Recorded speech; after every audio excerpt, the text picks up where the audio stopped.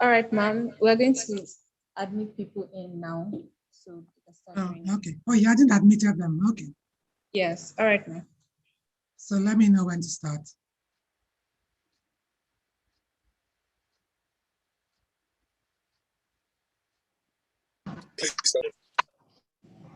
To the park. Teenagers don't play. You have to.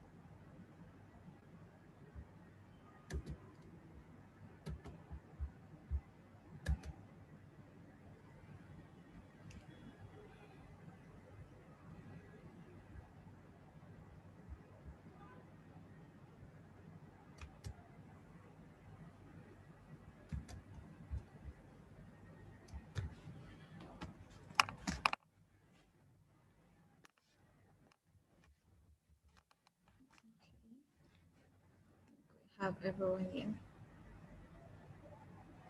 Hello, everyone. Good afternoon.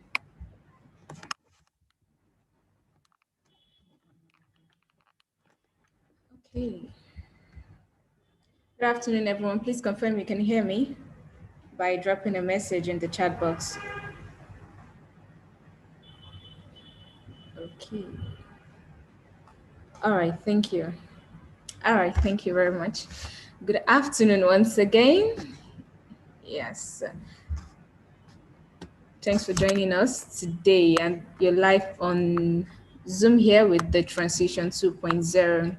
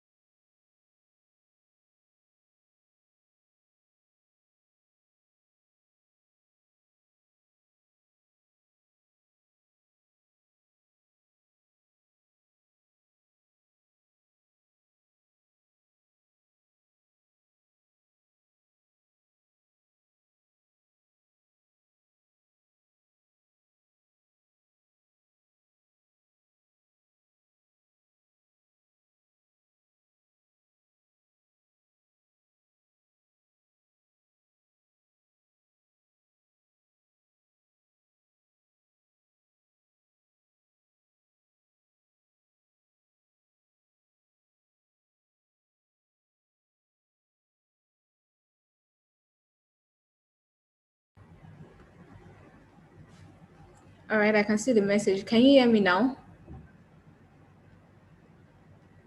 Okay. Hi, Adetutu Abba. All right, thank you very much. Okay, that's it.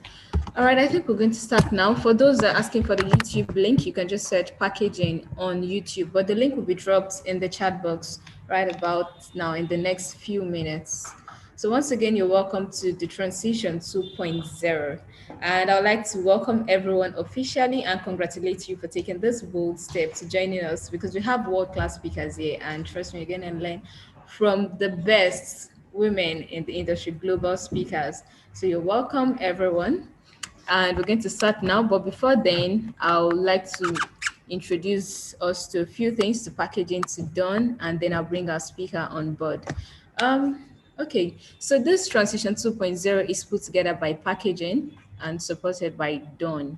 Dawn is the Italian Alumni Women Network, which aims at promoting, equipping, and empowering women in tech and also in IT field, basically in data analytics and all that field, to bridge the gap and ensure that we have more women in these fields, in the tech field, basically STEM, that's science, tech, engineering, and mathematics field. That's what's done aims to achieve.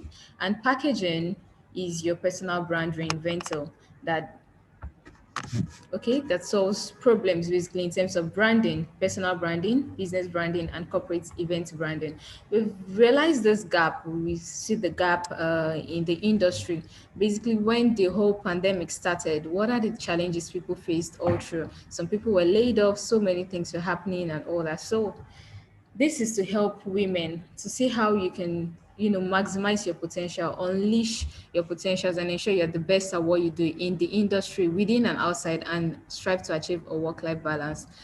So yes, that's the introduction. And then before we move on, I'll introduce myself once again for those that are just joining us. My name is Oluwakemi Lawal, and I'm your host for today.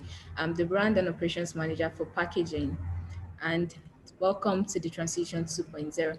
Before I introduce the speaker, I would like to take a quick poll because I believe everyone here, we are all women in the financial sector, women in banking, financial sector, fintech, and that field.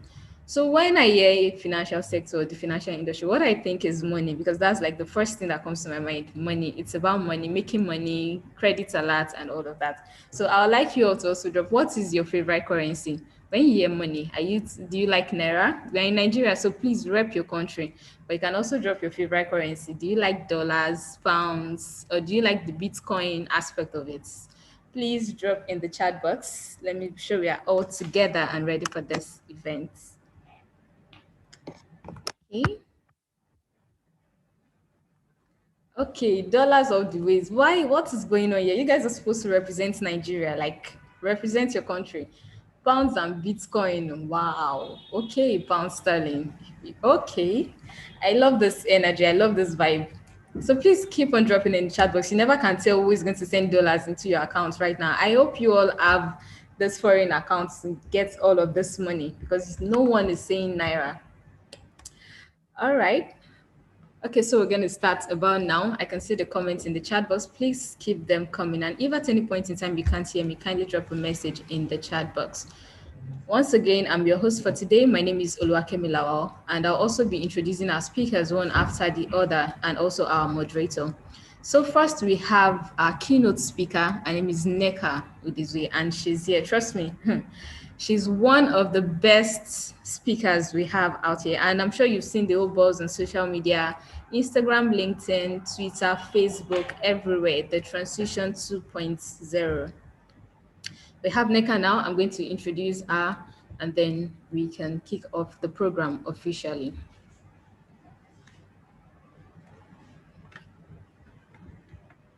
Okay, so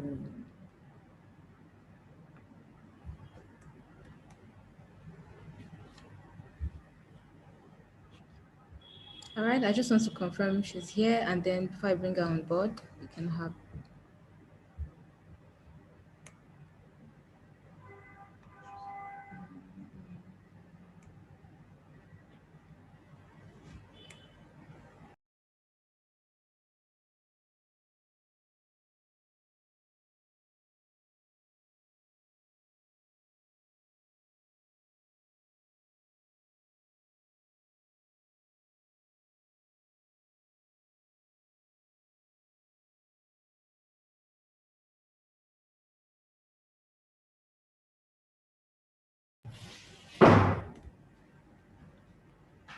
Okay, sorry for the break. I had to get a message and confirmation before we go ahead.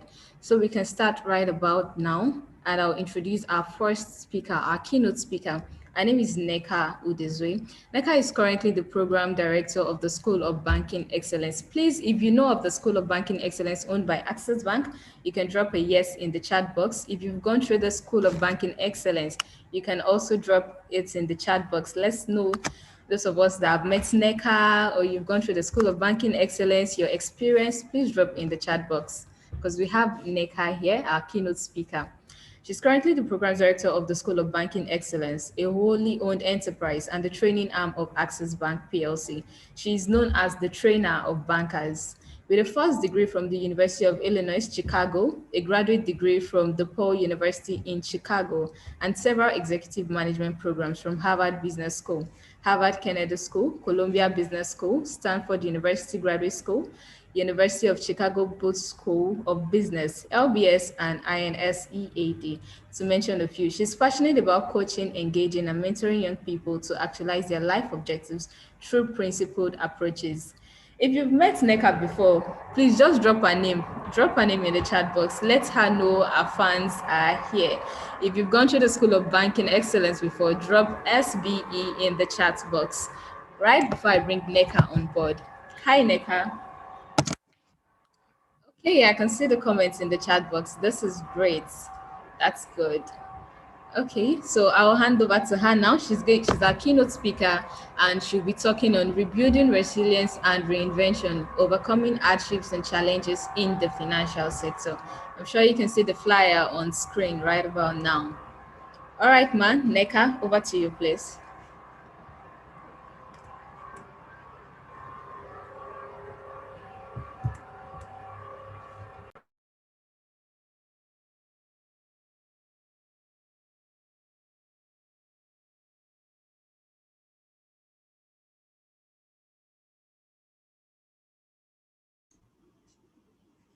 Hi, can you hear me now?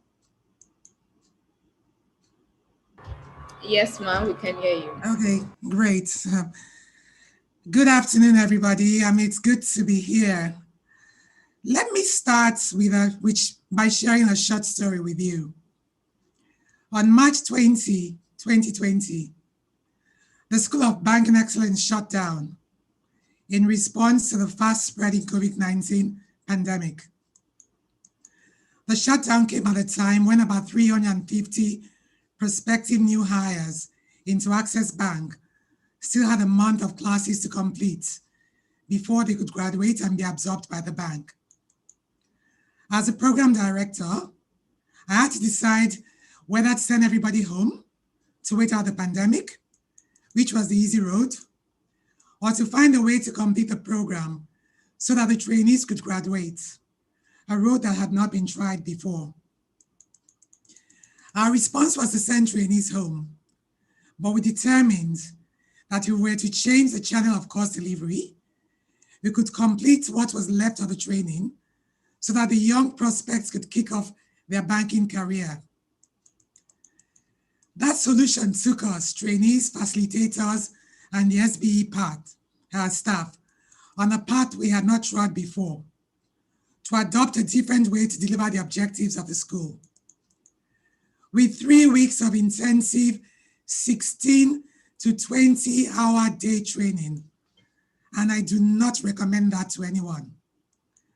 Along a near vertical learning curve, the facilitators and the SB team acquired new skills and adopted a different way to deliver the school's objectives, and we did. In a nutshell, it was the hardships presented by the challenges created by the pandemic-driven shutdown that led to a reinvention of the structure of the channels of delivery of SBE services. And a reinvention is not possible without capacity to recover quickly from difficulties and challenges. That is my story. And I guess it will lead into everything else that we're going to talk about today. So I would like to thank the organizers of this event for inviting me to speak to you on a matter that is very dear to my heart. As you have learned already, I'm the Program Director of the School of Banking Excellence. And in the last 18 years, I've prepared more than 5,000 young men and women for exciting careers in Access Bank and in the financial services industry. I'm sure you can understand why for female trainees, I'm usually the go-to person for discussions regarding apprehensions, misgivings, and challenges females face in the banking environment and workplace. As a fellow female who rose to the top of the banking industry and is now playing a mentoring role to many who are now trying to navigate their way successfully, I should know a thing or two about the unique challenges women in the financial service industry face and what skills they need to have to compete in a male-dominated industry. We all agree that COVID-19 pandemic has posed unprecedented challenges on the entire world. In Nigeria, the financial services industry has not been spared, as measures to contain the spread of the virus have hampered banking services. But while some are quick to point out the handicaps they now face, a few others see in it the best opportunity to separate themselves from the rest. So, let me ask you 3 questions. 1, do you have what it takes to recover quickly from difficulties and challenges in the workplace? 2, are you able to step back and reimagine existing ways to respond to challenges so that your new approach appears entirely novel? And 3, do you know and have the skills that will determine how successful you will be in a reimagined competitive environment? What I'd like now is to get some feedback from you on a variant of the 3rd question. So I will share my screen with you, and I'll ask each of you to get on your mobile device now, go to menti.com and type in the code you see on the screen when I share it, and answer the question, what do you think will determine your success in the financial services industry? Let me share my screen now.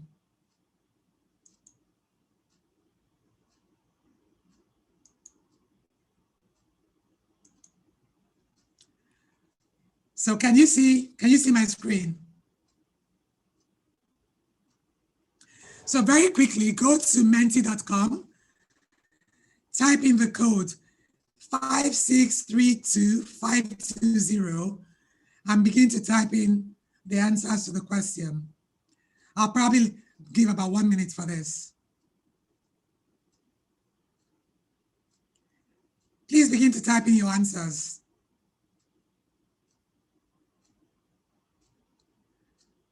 Do you see my screen? Yes, no? Yes, ma'am, we can see your screen. Okay, can you type in, let's see who has the quickest hands. Type in the answers. Resilience. Technological skills, go on. To upskill, go on. Quick fingers.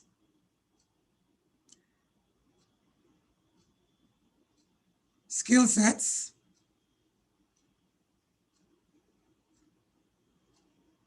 Ability to be innovative. Innovation. Self-discipline, good. Man, can we get more quickly? Okay. Communicative skills. Consistently reading, good. Let's have some more. Quick. Mentorship, grit, yes. Proactiveness, good. Vision, Very good. Good analytical skills. Perfect. Communication. Can we have some more quick? Problem-solving skills. Great. Can we have some more determination? Yes. Yes. Mentorship. Network. Yeah. Customer relation skills. Excellent.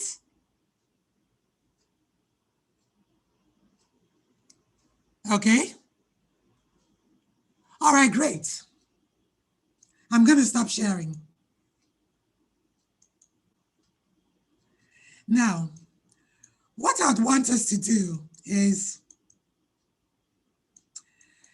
I want us to think about all the answers we just gave as I share a video with you entitled Know Your Why. While you watch this video, I want you to think of what the speaker is saying and then think of the answers you heard. So here is the video.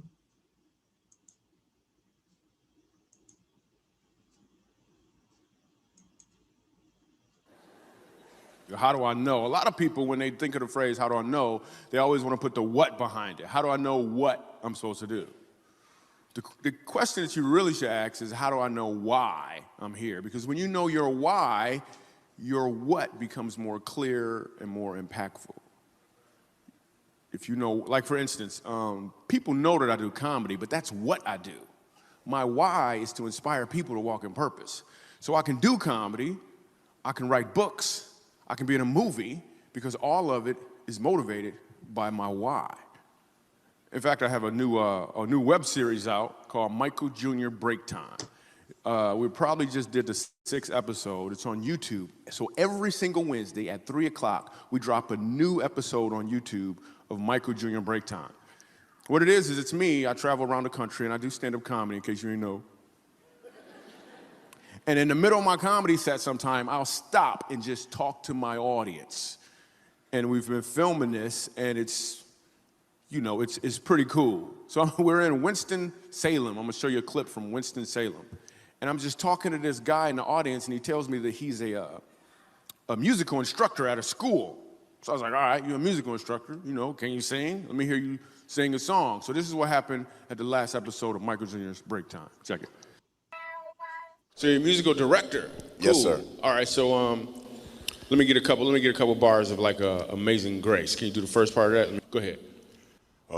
Amazing grace, how sweet the sound that saved a wretch like me. Wow.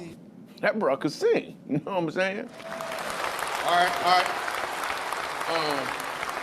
Now, what you give me the version is if your uncle just got out of jail, you got shot in the back when you was a kid. I'm just saying, let me see the hood version real quick, if you know which version I'm talking about. Just see if that exists. Let me see what you got. Amazing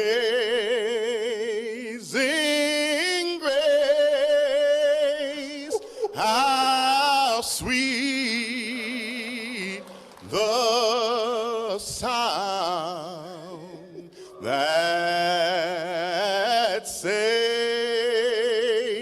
a wretch like me.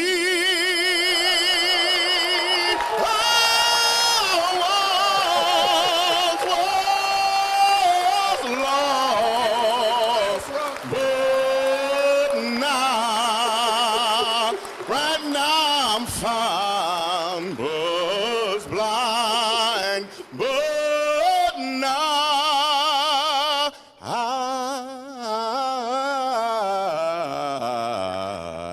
I see.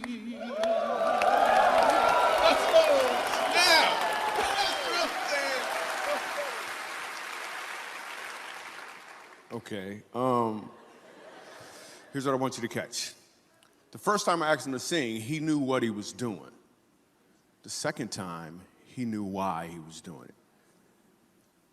When you know your why, your what becomes more impactful because you're walking towards or in your purpose. Okay.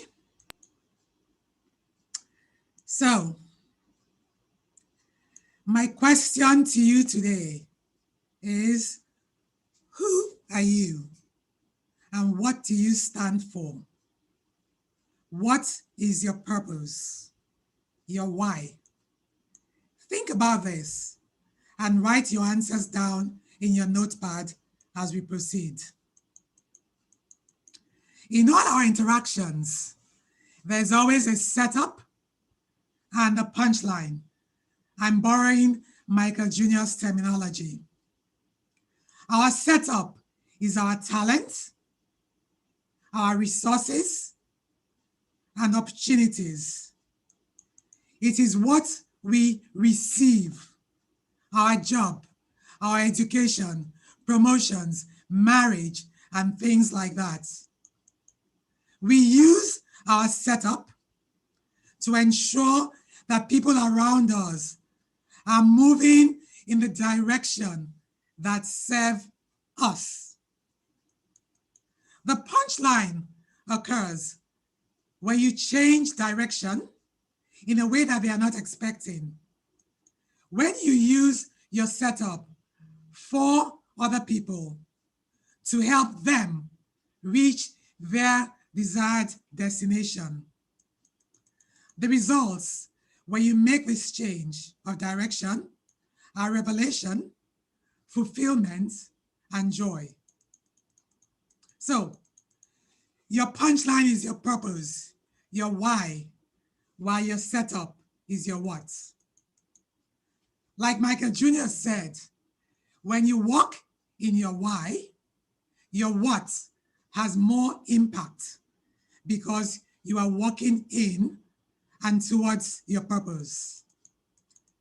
There is a need for change in our mindsets. Begin to look for opportunities to give rather than receive. Always ask this question: what can I give someone else? If I ask you today, what is the setup?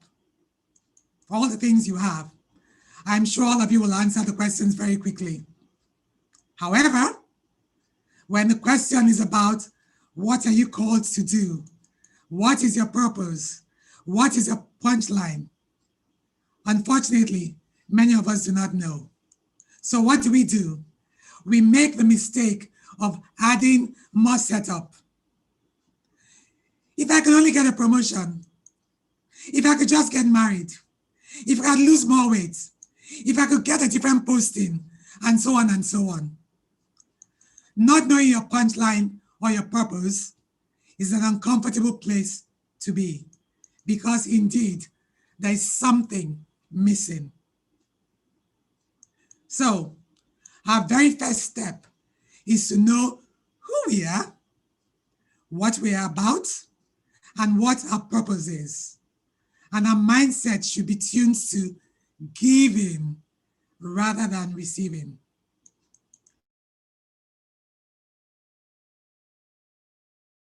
Resilience that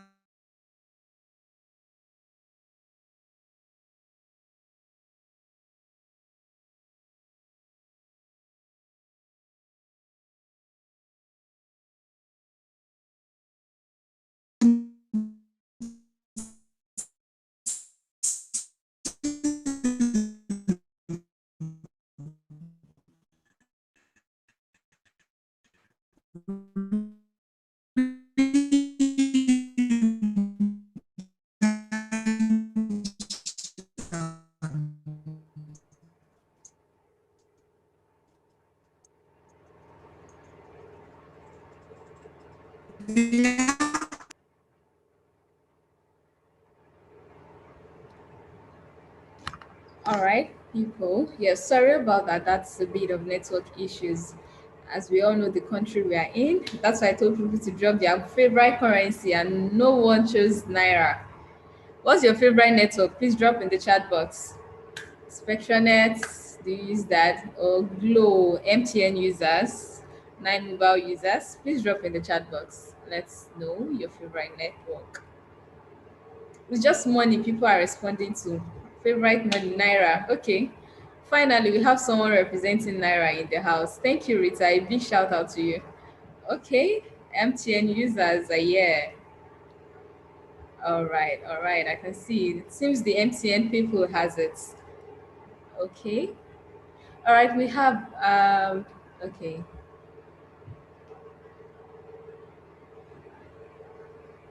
Right. So I think she can take over now.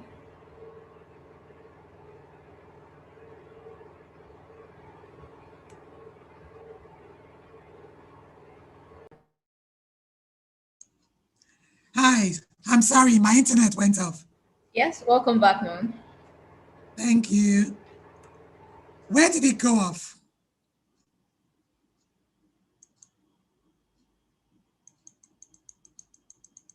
Can you hear me?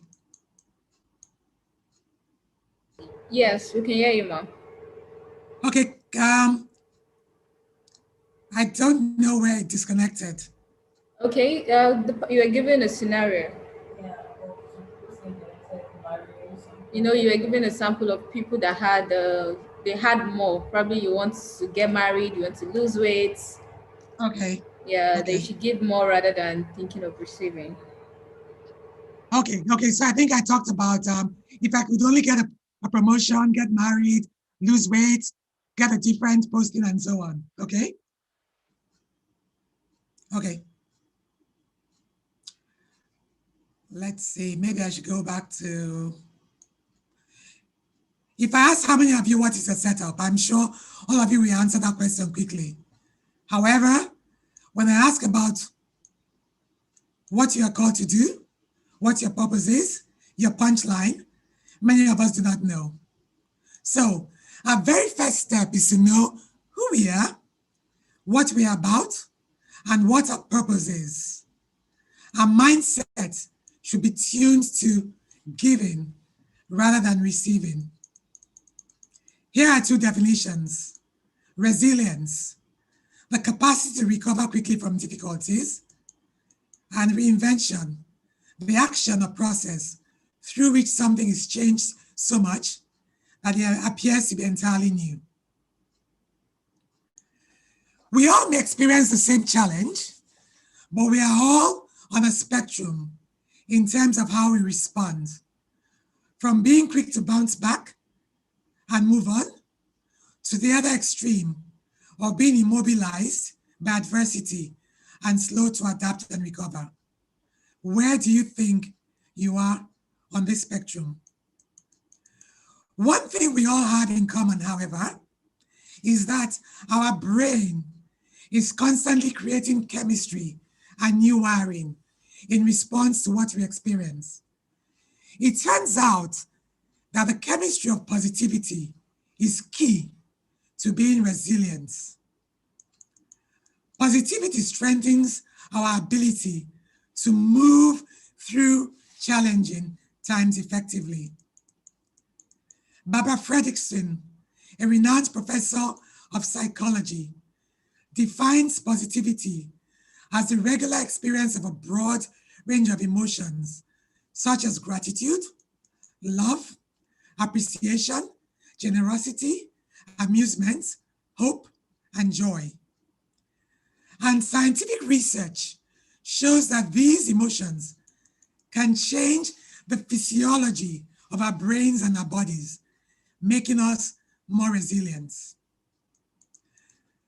The only person you can depend or rely on is yourself. So make yourself your best friend. If you're able to seek out and pay attention to regular positive emotions, like the ones just mentioned, we benefit from an increased ability to be creative. Emotional intelligence tells us that we respond to situations in one of three ways: fight, flight, or freeze. Focusing on the positive takes us out of the fight, flight, or freeze mode, and the corresponding mix of high cortisol and low dopamine, a combination of chemicals typical of depression that limits innovation and learning.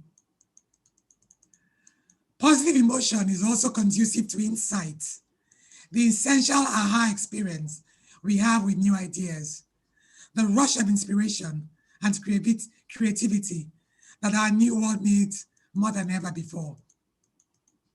As we all will agree, 1 year of lockdown, in this 1 year of lockdown, we are already having to reinvent and rethink the way we work, study, connect with loved ones, and plan for the future. Such reinvention of our daily ways of thinking and doing requires significant rebuilding of long patterns of behavior. It is like your very own brain renovation. It takes time, patience, and lots of resources. You need to start first with a daily dose of optimism and then imagine the possibilities for you and your organization. Is it not ironic that the snail, as slowly as it moves, is one of the best examples of resilience and reinvention? What does a snail do when it hits an obstacle? It temporarily withdraws into its shell. And you would think that it has called it a day. But no, you soon see its antenna pop out of the shell, as if it is scanning the environment. Soon after, it continues its journey, but plotting another route. The capacity to withstand temporary setbacks and rebound in the workplace is a result of a great deal of preparation. If you are not prepared, you'll not be able to successfully convert an opportunity when it presents itself. Remember what it said, luck is preparation, meeting opportunity. There's a need for you to trust your struggle. No matter what hardships or setbacks you are going through in life, have faith that it will be all for good. Remember that your setbacks are part of your setup. Like a sling, the farther back you are set, the further forward you go when released. But the question is, what will you be aiming for? Do you know who you are? Do you know what you stand for? Is your purpose clear to you? Abraham Lincoln said, the best way to predict the future is to create it. Do not compete for what you want. Create what you want. There is no need for you to take away from others in order to succeed, but you can get inspiration from them. In truth, everything begins with self. Only women who have a clear vision of what success means to them and are determined to achieve a goal see short-run difficulties and challenges as stepping stones to success. They are the ones who understand the concept of reinventing oneself. From the lessons learned from short-term setbacks, they are strengthened and have an inbuilt capacity to recover quickly when they hit an obstacle. For them, every difficulty is a challenge that tests their preparedness to find another way, not to quit. So, what steps then can we take to overcome hardships in the financial services sector? There are three of them that I have identified. First, we need to understand what the stressors are in our career and in our personal life. After we have identified those stressors clearly, we apply the chemistry of positivity to build resilience.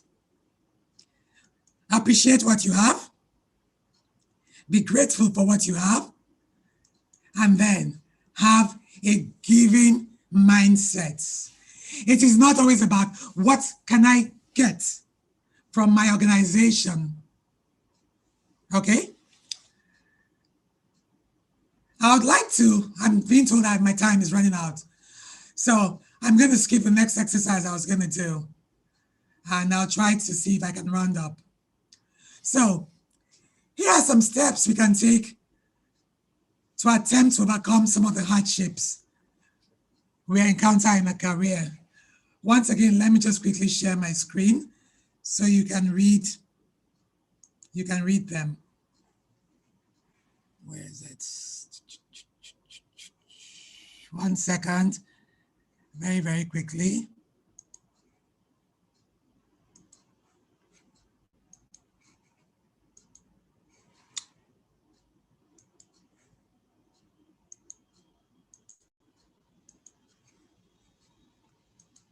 One second, sorry, what's going on? Okay, so in your career, find a mentor or sponsor. Understand performance indices. Set your goals and create a plan to achieve them. Write them down. Develop milestones and timelines to achieve your goals. Plan. Be organized and manage time well. Keep abreast of emerging issues in your industry and understand their implications. Aim to be an expert in your work area. Know your business. Have a deep understanding of the organization you work for, not just your own area of specialty. Follow developments in the organization. Be deeply knowledgeable about your organization. Be assertive, not aggressive. Take responsibility for your actions at work, whether failures or success. It is professional. Commit to continuous learning, and not just technical competencies, but also behavioral competencies such as teamwork, collaboration, customer care, taking initiative, being proactive, communication, time management, building relationships, being approachable, and being professional.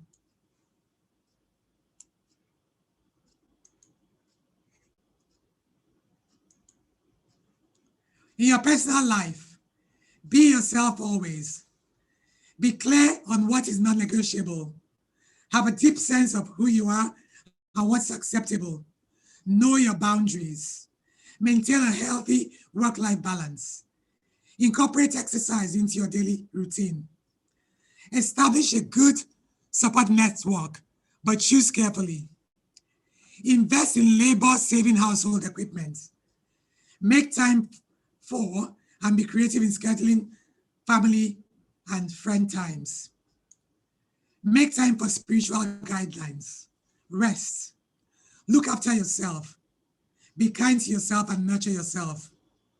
Be open to the possibilities of learning from your experiences.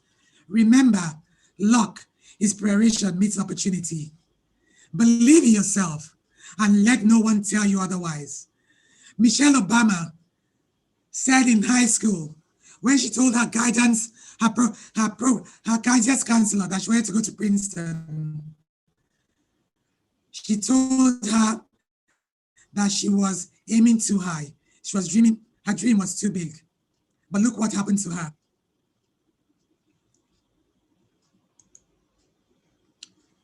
Okay, so what I'll do now, 1 second, please. I need to, 1 second, let me share. Oops, I'm supposed to share.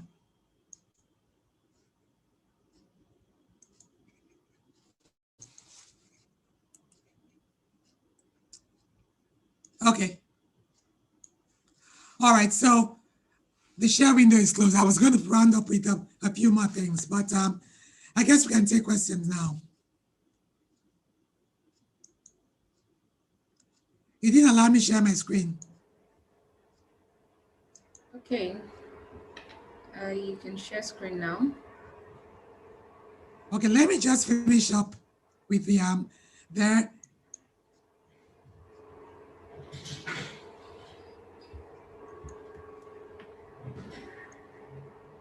Okay, so let me just round up with these things, the things that you need to think about.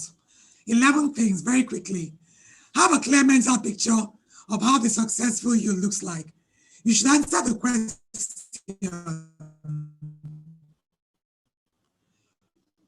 why? To convince yourself. This will create a purpose. Oh gosh, my internet is unstable. Set audacious goals and follow through with them. Break your long-term goals into smaller achievable goals that are like milestones on your journey, and be ready to find a new route to your destination. Believe in yourself. Act with consideration and mindfulness. You are as resilient as your ecosystem. Challenge yourself every day and give yourself a chance to overcome any obstacle. This is how you build resilience. Never compare yourself with other successful women, but look to them for inspiration. And I want to go to this last one. Make your bed every morning before you go to work. When Admiral William McRaven, a retired general, was giving a commencement address, he said this: making your bed will give you a small sense of pride, and it will encourage you to do another task and another and another. By the end of the day, that one task completed will have turned into many tasks completed. This practical advice may seem like simple wisdom, but it can set off positive ripples in your entire day. I actually endeavor to make my bed every day, and it makes a difference. So I'd like to thank you all for listening, and I'll take any more questions. And what I'll do at the end of this is I'm going to have a little summary of all of this, and I'll send to packaging to share with all participants. Thank you very much for your time, and I can take any questions. All right, thank you very much, Ma. We have a question in the chat box, and trust me, this session is really engaging and insightful. Let me read the question we have in the chat box. Yes, so this is from Aisha. All right. She said, how do one maintain a work-life balance when there is so much to do? Okay. Yeah. I think the question is way more than this. So let me just read it. When there is so much to do at work and 9 to 5 p.m. is obviously not enough, and one's boss like to have everything done on that same day, thereby requesting you come to work as early as 7 a.m. and leave as late as 8 p.m. Is there a way out? Wow. This is when you feel like 24 hours is not enough. I'm sure if we ask everyone, we want to add extra hours to our day or to our nights to sleep. Yes, so that's the question we have for you. Please keep the questions rolling in Yes, the chat box. All right, Ma. Yeah, that's a question that comes all the time. There's not enough time, there's not enough time. Again, you need to go back and determine to yourself, what are the things that are important? There is no way that you're going to be able to do everything. It's not possible. What are the key things? Planning, organizing is what is going to be your answer. For me, the way I've worked it out is what are the things that are important, and exercise is important, taking care of yourself is important, work is important. You know, we see all these things about work, make sure to-do list, all of that is there. I know what's important to me. Your work is there. You have an obligation to do your work. You have an obligation to your family. You've got to be creative. And then when I talked about your mindset, if you change your mindset from what can I get to what can I give, things are going to change. Okay, so what I have done or what I did, okay, for me, there's some things that were important when I was working. Exercise was important, being family time was important. So what I did then was I sat down, I said, what are the things that are not negotiable? Okay, if exercise is important, if I know I need to be at work by 8 o'clock by a particular time, by what time do I need to wake up? If I need to get other things in. And today, my system wakes up at about 5:30, no matter what, because I determined then that I need to wake up at 5:30 if I want to put in 30 minutes of exercise so that I can get ready and get to work on time. So it's really all about organizing yourself, about planning. Okay, once you have a structure within your work, I think things are going to be easier, not easy. So it's about planning and organizing, but first determining what is important, and then you work your way through that. Wow, that's really engaging. So we have another question in the chat box. Okay. So this question is, what do you advise when in a bid to progress in my career, societal norms start to get in the way and people expect me to slow down? Wow, okay. And people expect me to slow down for family or marriage or some other things because I am a woman. That's the next question we have in the chat box. Okay, I don't know if I'm the right person to ask that question because I'm the one who goes against the grain. Okay, I see myself first as a human being. Okay, yes, you're a woman. You know, this goes back again to asking yourself the question: who are you and what do you stand for? What are the things that are important to you? What are your principles? What are your values? Okay, are you responding to the are you responding to the society? Okay, who are you? Who is it that's driving you? Is it society, or have you identified your fundamental principles? And these are principles that do not change. Okay? So if that is what is driving you, society can put whatever they want and ask you, are you doing it because you want society to say, well done? Or are you doing what you're doing because it is the correct thing to do? I don't know if that makes sense. If you continue to listen to the voices outside, they're going to confuse you because they're going to come from all sides and you're going to get conflicting answers. But if you start from the beginning and it is very clear what my fundamental principles are, and they are principles that don't change. Good is good, right is right, wrong is wrong, and we know it.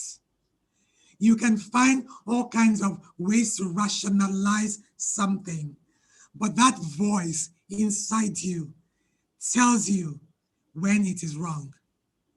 So my approach is, well, I know what is driving me, and I hope and I continue to have quiet moments daily where I look inward to make sure that the life that I'm living is along the purpose that is driving me.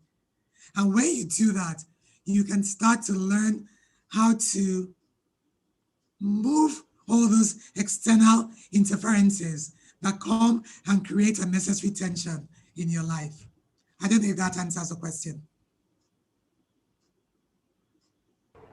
That does, definitely. Thank you very much, Ma. All right, so we have more questions in the chat box, but I believe that most of those questions would definitely be answered when we have our first panel session, which you're also a part of. So here is to those who have dropped your questions in the chat box. We can get these answered in the first panel. So here I'm about to introduce members of the first panel. But first, thank you very much, Neka, for this insightful and engaging session. Thank you, Ma. All right, now I'm about to introduce our next set of speakers who are members of the first panel. Okay. So you can also drop your questions in the chat box, and then we'll still take most of this after the session. We have Kemi, Raji, we have Neka, we have Inkabet Mesele, and we have Ejimen Ukoje. For this first panel, our topic is job demands, decision latitude, and mental strain, the implications for career success and transitioning. So before I bring our speakers on board, I would love to just say brief info about them so we know who we're learning from, though I'm sure most of us have read their bio on social media. So I'll start with Ejimen. She is the Chief Human Capital Officer of Chapel Hill, Denham, West Africa's prominent independent investment bank. She has over 15 years of experience across consulting, human resources, and financial services. So if you're an HR manager in the house, you can drop HR in the chat box. If you're a relationship officer, you can just wrap your role in the chat box, because I know in as much as we have every one of us here in the financial sector, we have different roles. So shout outs, yes, I can see that in the chat box. Thank you. So please represent your department or your role in the chat box. That's a great one. Keep that coming. Next, we have Inkabet Mesele. She is also in the financial service sector. She's a financial service professional with over 17 years experience in a variety of industries, including banking, payments, education, and telecoms. Earlier, I asked for people to share their favorite network. So yes, we have someone who have experience in the telecoms industry. So please keep it coming in the chat box. Your role represents your department in the chat box. All right. So Inkabet has been with Visa for 4 years, and she currently heads the push payments team in sub-Saharan Africa and overseas. She is the solutions management and oversees the solutions management organization in West and Central Africa. All right, thank you. I can still see messages in the chat box. Please keep it coming. You can view her. She works with Visa, so credit alert for those who love credit alert and not debit alerts. Please drop your favorite currency also, so she knows which one you prefer. All right, next I'll be introducing Kemi Raji. Kemi has been embracing agile principles and practice for over 10 years. She has experience working in various sectors, including but not limited to financial institutions and utility companies. She draws on a rich background to help organizations find their best path in creating great technical solutions for challenging business problems by finding the agile practices that works for them, whether that is Scrum, Kanban, or Lean. Yes, if you're familiar with the Scrum, you can drop a message in the chat box also. Let's know the business analysts in the house. All right, so those are members of our first panel. I introduced Neka earlier, and we have them for this first panel. And yes, I'm going to hand over to our moderator, who is Oyin Fashogbon. Thank you, everyone.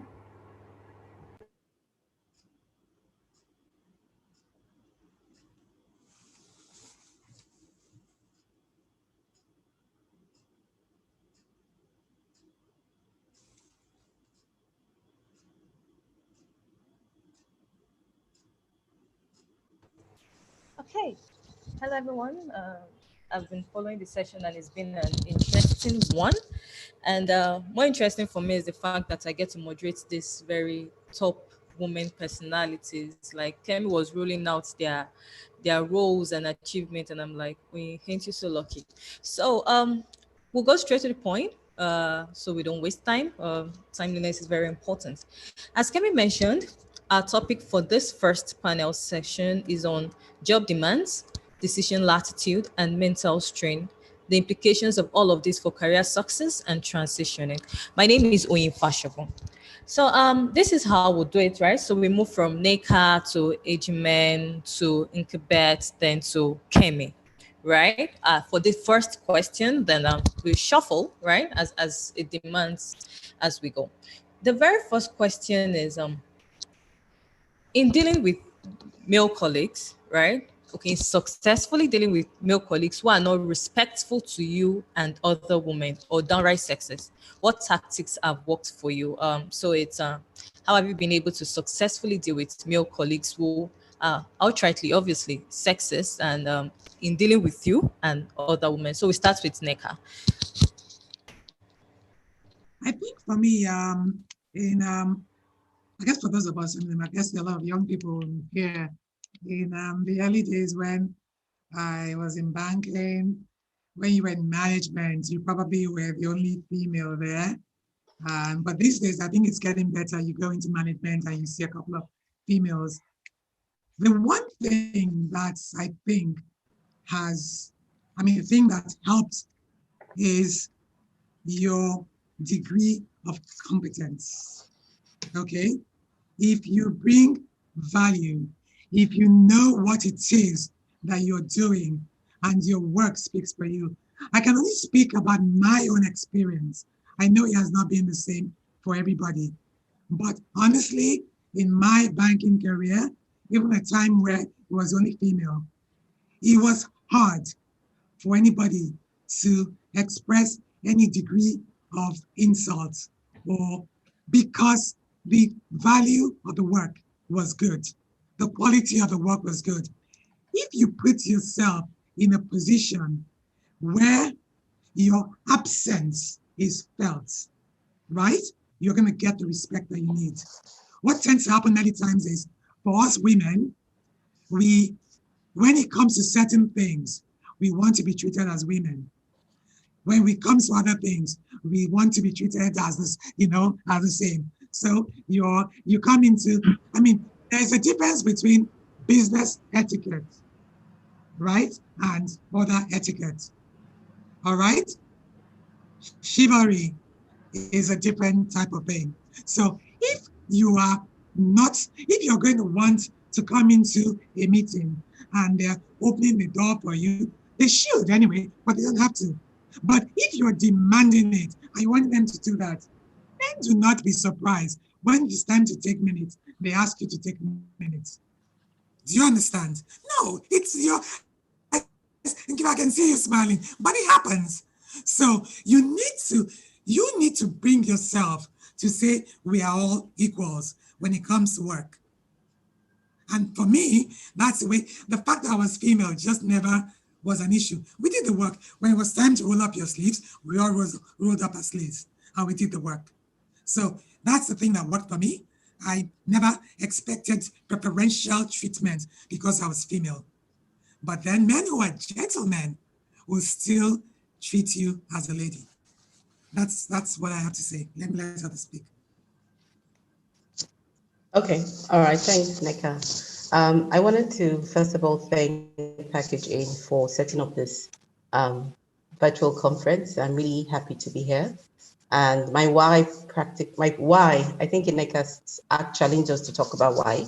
My why is really about developing Africans to be leaders at the global scale. I hope you can hear me, Oye. You can? Okay, yes. Fantastic. All right, so, the question is about, have we experienced situations where male, speak to us in a certain way, and how do we approach that? The reality for me is that it's not just male, it's also female. So I want us to make sure that we are looking at the question based on our reality. It's not just about the male. So we don't create some kind of reverse bias. And my approach is the 3 Ps, and I'll talk to you a little bit later about what those 3 Ps are. And I resonate a lot with what Ineka said, which is really just let your work speak for itself, which is the last P, and that's professionalism. So let me share my reality by telling you 2 quick stories. Now, the first story is from a male. This first issue I had was with a male. I'd gotten married, I was working in the bank, and my husband got transferred to Abuja. And I raised up my hand and I said, you know what, my husband's been transferred. We have a branch in Abuja, we're expanding. Can I please be relocated to Abuja? And guess what I was told? I was told that I am married. I cannot do what the single girls are doing. So obviously that was an alarm bell. And my question was, what are the single girls doing? You know, obviously we know what that person implied. And they felt that my going as a married person would not be a liability in terms of revenue generation. And they practically refused to let me relocate to be with my husband. I tried everything. Hang on a second. I just realized that my battery's on now. So I tried everything, it didn't work. I finally was able to get some help from my husband's friend who knew the treasurer of the bank, and he asked the treasurer to intervene. And at that time, we hadn't gone digital, so obviously I had to write a memo, and about 13 people reviewed my request. And they were still trying to say no until the treasurer finally put his foot down and said that I come for a training, I was engaged, I was smart, and you know, they should let me go. And the issue was, do you want to get paid? And I'm like, no, I don't want to get paid for relocation. I just want to be with my husband. And I moved to Abuja. So what did I learn from that? The lesson I learned was, because I had gone for a training in Lagos and I had met the treasurer, he knew who I was. And I didn't just show up for the training. I didn't get distracted looking at my phone. I was very serious about the training. My intention was to make a good impression, but more importantly, to learn. So I think the question I'd like to challenge a number of us on the call is, when we go for trainings, what kind of impressions do we inadvertently create? Are we distracted? Are we there to learn? Are we engaging other people? Are we actually even trying to find a sponsor? Because everybody needs a sponsor. And I got a sponsor by just being there to learn, right? And I think the other thing I learned in terms of approach is, you cannot fight all the battles, right? You have to also ask yourself, who do you know that can help, right? So that's very key. Now, the second question, or the second quick experience I'd like to share, is actually from a woman. And, you know, it was in another bank, right? So these experiences, we can go through an encyclopedia. There are so many, right? Now, I was working with this particular lady. She knew how to manage, up. She knew how to manage her bosses. She was well liked, well respected, and I would say even feared, because she was very intelligent and she could stand her ground, push back, hold her own, and all of that, right? So, I mean, you have this really beautiful, successful woman, and I'm assigned to work with this particular lady. And I mean, look, if two people asked the same question and one of them was me, guess what would happen? I would get yelled at. I would be told I'm stupid. I would be abused.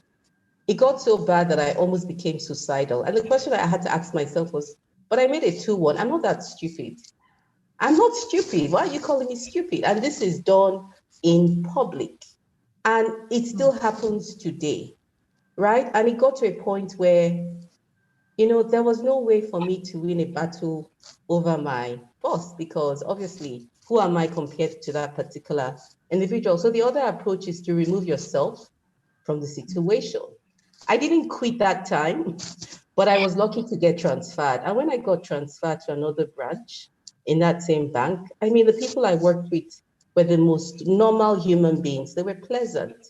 And I couldn't believe that I was going to work every day and I wasn't being yelled at and there was no drama, right? So the lesson there is, sometimes you have to walk away from the situation. That's a very important thing.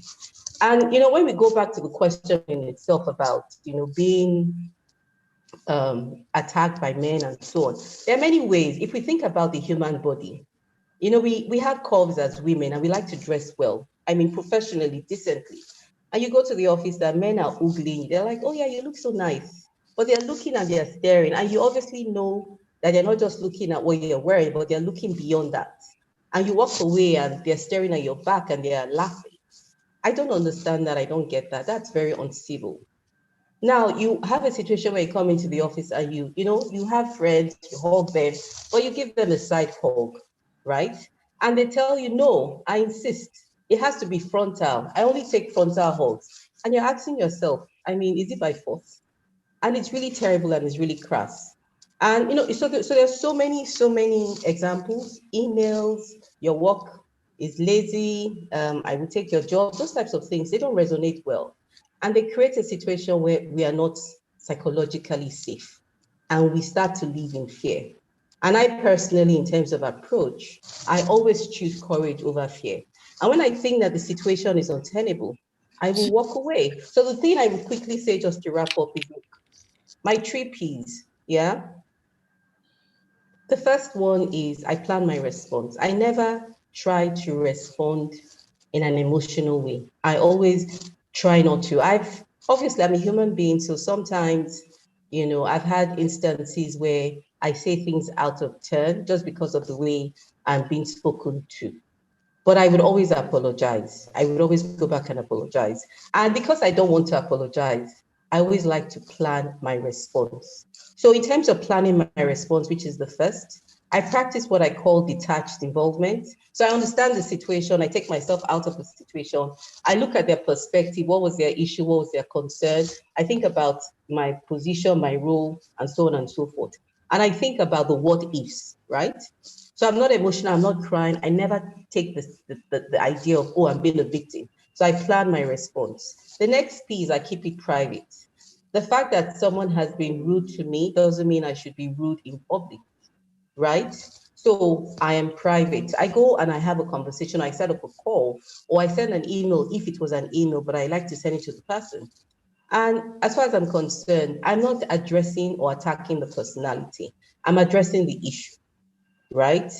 And I can walk you through, perhaps when we have more time, how I try to, have those kind of conversations. I simply say, you know what? It's not about personalizing the situation. It's really about you starting off with, look, I have a lot of respect for you. This situation occurred. I was a little bit surprised, concerned, and this is the impact it had, and so on and so forth. And I expected more, and I'm confident, and I know that you're better than this. And I say those types of things just to make them understand that I like to hold them to a higher standard. And there's a reference to Michelle Obama, right? When they go low, we go high. That's it. You always try and go high. I think the last thing I would say there, because I don't want to take too much time, is I always try to be professional. So I let my work speak for myself, and I can relate to what Nneka said. And I think this lady, Aroma Ote, and the former VP of World Bank, she said, look, that the value of your work is like a tool. It's like a weapon that over time will overcome any bias. And I take the value of my work very seriously. So always focus on driving excellence and being professional at work. Yeah, thank you. Thank you, Ejime. That was very deep and thoughtful and elaborate. I'm sure everybody gained something from that. So we'll move to the next panelist, that's Nkebat, to share with us what tactics she has used to manage men who have been outrightly rude and sexist and talk down on us because we are women. Of course, through our years, our career years, how has she been able to ward them off or manage them or just protect her sanity? Yeah. Hi, everyone. So I think myself and Nneka, you'd probably think we swapped notes or something because when she was speaking, I was smiling. I learned very early in life. So I started from telco, education telco. Telco at that time was very male dominated. Then I got into banking. So I learned very early in life not to do, I'm a woman, yeah, I'm a man. Because the minute we start to do that and the minute we put that on our heads, then we start to set ourselves up for some failures. I came here, you came here, we wrote an exam, we passed. You came from a level of competence, and I did. And I think that's the first step. We need to change that mind shift. Now, what did I do? I realized and I made it a point of note. So I'm going to shake some tables here. First is, we need to we can't complain there's a problem when we started it. So I'll give you an example. There are some nicknames you shouldn't even allow yourself be called. So for instance, if you call me, my name is Nkebet. If a guy in my office calls me Inky Baby, why? Where is that coming from? And then tomorrow, I would expect, so I would accept it today, I will smile. Then, oh, he's my colleague or he's my boss. And I'll smile. Then the next day when he says something derogatory, I become upset. Why did I accept one line if I knew I wasn't going to get into the other line? So we need to know what we are accepting or not. And then there'll be times when, so very early, I had a lot of male friends. I still do, but we draw boundaries every time.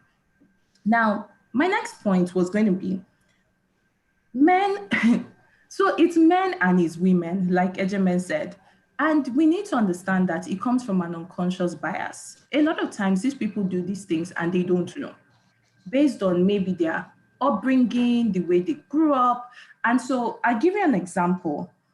If you have a guy who he grew up seeing his mother in the kitchen, he grew up seeing his mother being talked down. His sisters were probably not going to school for whatever reason. And then he's now married to a wife who sits at home. Not saying stay at home is bad. That's my lifelong ambition, to be a stay at home mom, but that's another story. So, when I say stay at home mom, with a butler and everything, don't worry, Ejemen, don't look at me funny.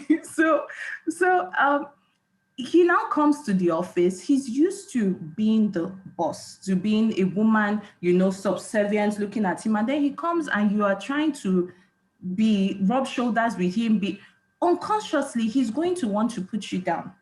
So what I do in those situations, and if we can't do it now, when you get into multinationals, you would face it in form of racism. Because it's going to go beyond just being male or female to you are Black, you are African, whatever it is. So you need to be able to, what I do in those situations is when you say something that I think you are beginning to cross a line, I'd ask you to clarify. Please, can you clarify what you meant by that statement? Can you clarify what you were trying to say when you said this? You would find that 90% of the time, those people who are sexist in any way are cowards. They'll start to stammer. I didn't mean it that way. But guess what? Next time, they will not do it again. Now, another point is, it's not to say that you will now start going around with a chip on your shoulder or ready to box people and fight. I'm a woman, I'm this.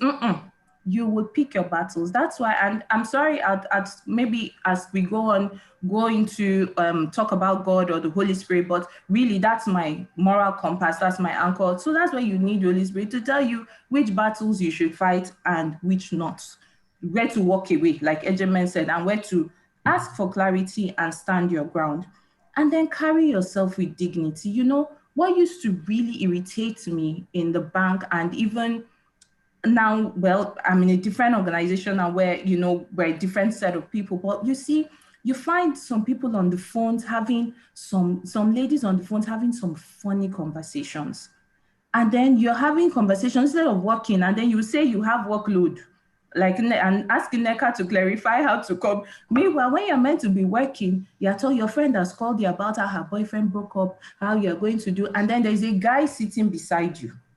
What is he going to think? You're a dull brain. You are, he's going to treat you based on what he has heard. So what conversations are you having on the phone? What kind of conversations are you having with your friends? What are you saying around?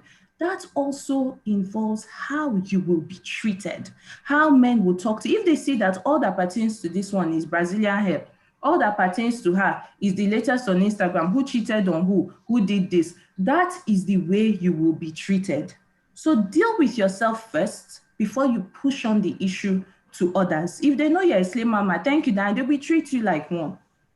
So before you start to say, they talked to me anyhow, they were derogatory, what impression did you put in front to allow this to happen? So let me stop here, and I think Kemi is going to round up nicely on this. Yeah, I know. I cannot wait for Kemi's session, because I like the fact that you came from the angle of ourselves. You get it starts from you, really. You put yourself in the position where you want other people to put, from how you dress, how you carry yourself. I really do appreciate your angle. Like, it starts from you. How do you position yourself? Then we know there are some people that, irrespective of what you do, they will still come. But at least you've already warded off a set of people who would not dare come around you because of how you're positioned. So let's quickly move to Kemi, and I cannot wait for what Kemi has to say. So Kemi, over to you. Thank you so much. I am smiling because of what Nkebet said. I want to disagree a little bit about how you position yourself, because although I agree, and that's why I said I would like to slightly disagree with that, because that's something I'm passionate about, and my topic is about microaggression, and that's because we kind of like assume that women are, what is it they call us? Sensitive, right? They should be treated some way. So we have this notion that when women are not certain way, right, then they're not women. Or perhaps they need to be helped. Fragile eggs, they call us, right? And all kinds of names. So, but that's microaggression. If you value your work, yes, people respect you for that, but it doesn't have to be at a workplace. It is sometimes outside of a workplace too. We experience quite a lot of things.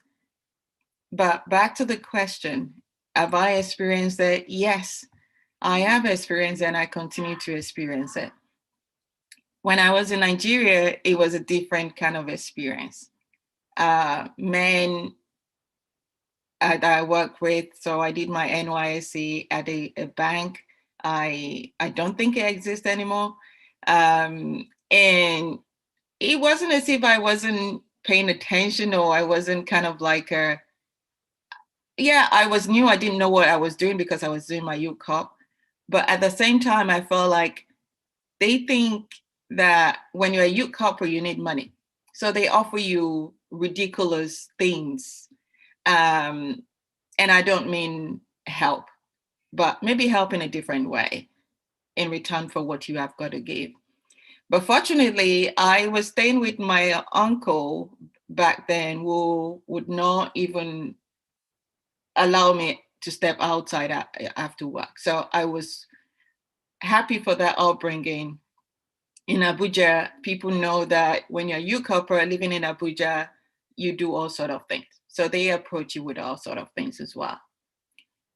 The way I've handled it when it happened to me with a male colleague, a senior male colleague, was to let them know how I felt about the approach, because they were becoming uncomfortable, getting closer and having all excuses to drop innuendos, to drop insult, to drop assault, right? Threatening me, or sometimes saying, hey, I can help you get this account, I can help you get this person, because I was given a target, right? And I think what it really helped me, again, was to speak to a friend and say, hey, this is what is happening. And this is me being naive, right? First time out of my parents' house and jumping into Abuja bandwagon, it was intimidating. So I spoke to a friend who was really in support of me speaking to the manager. So I spoke to the manager. Was the manager helpful? No, he felt I should go along too, because he was going to bring more accounts to the bank. It was a new branch in Abuja, so we were trying to build account. But speaking about it and confronting the person helped a lot. But I wouldn't say you should always confront someone. I had nothing at stake, to be honest. I was a youth copper, right? Worst case scenario, I get to move to another place to finish my service and move on. So someone is asking me male or female manager. It was a male. It was predominantly male. I guess back in the days, it was predominantly male that does work in a bank. And that's another thing about the microaggression thing that I'm talking about. We don't have a lot of female, because as a woman, you're supposed to be balancing the home front, right? So when a woman is working late, it'll be like, oh, what are you doing here? You're a woman, go and attend to your kids, right? That shouldn't happen. We shouldn't be told that. We have our own lives to live. And if we choose to stay back at work, that's the decision we've tried to make. So, like I said, it's a different thing here in terms of being assaulted.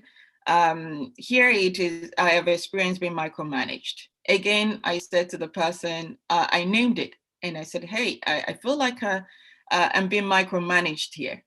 And they were like, oh, really? I said, yes, that's how it felt. And I would appreciate if you stop micromanaging me. If you need something, here is how you can find it. Everything I'm doing is where we should upload it. So please try and find it there. But don't hesitate to let me know if you have questions. And they backed off, right? So it's about naming, speaking to the person in a more professional way. I think someone mentioned professionalism. That's the best thing you can ever have. And value as well. You know your values. You know when someone is stepping on your values, right? So if someone step on your value, you're calling them. And values are things that we have, but people don't know them. So you have to let people know about what you value. Like Nkebet was saying, don't call me Inky baby, right? I don't value that. So you have to let people know that I don't like what you've just done. Like someone said, I can't remember the person, if you can't do it for 5 minutes, then don't get into it at all. If you're not going to accept it, then stop it. Just cut it off. Don't wait till next time. I'm going to wait till next time when they say it. No, don't, right? So that's just it. All right, thank you very much, Kemi. There's been so many nuggets from this first question. Interestingly, we have like 3 questions to go, and there's so much knowledge already. So, guys, ladies, queens, if you've learned anything, you know those nuggets here and there. I'm doing that already. You can go on Twitter and tweet whatever it is you've learned. Let's help other ladies on our TL. Use the hashtag The Transition, and you can tag at packaging. So just do that. Let's share this knowledge. It's not good to hoard it. So the next question, I'm going to be asking Nkebet and Ejimen. So this question is for both of them. So we'll start with Nkebet, then we'll go to Ejimen. So the question is, we know banking can be mentally and physically exhausting, just like many other professions. But there's this thing about banking because of what it entails. There's so much money. It's like when there's plenty money, there's plenty pressure. So it really can be exhausting. And it's worse when you're being managed by, or when you're surrounded by people that are toxic. So it's either in what they say or how they act towards you. You know, like I always tell people, everywhere has its own level of stress. It just depends on the environment that you are in. You know, some people will make the stress easy, if I can put it that way, like you're having the stress and you're having fun while at it, but also makes it seem like you're even having more than the stress you're going through. So this is asking you guys, from your experience, from mentoring younger bankers, really from your experience, how have you been able to manage a toxic banking life? So that's including, I know Ejimen mentioned having a toxic boss who would talk down on her. So cases like that. And I also wanted to mention, when I heard Ejimen talk, that you were lucky that you were transferred. We usually don't have so many cases like that. So if you were not transferred, or any other place you had been in where you were not transferred out of, how have you been able to manage? So we start with Nkebet, then we move to Ejimen. Yeah. I think my response to this, I mean, I spent 10 years in the bank, and getting into the bank, honestly, I didn't know what I was getting into, right? Banking is crazy. Let's not lie. Banking is like a contact sport. You know, American football.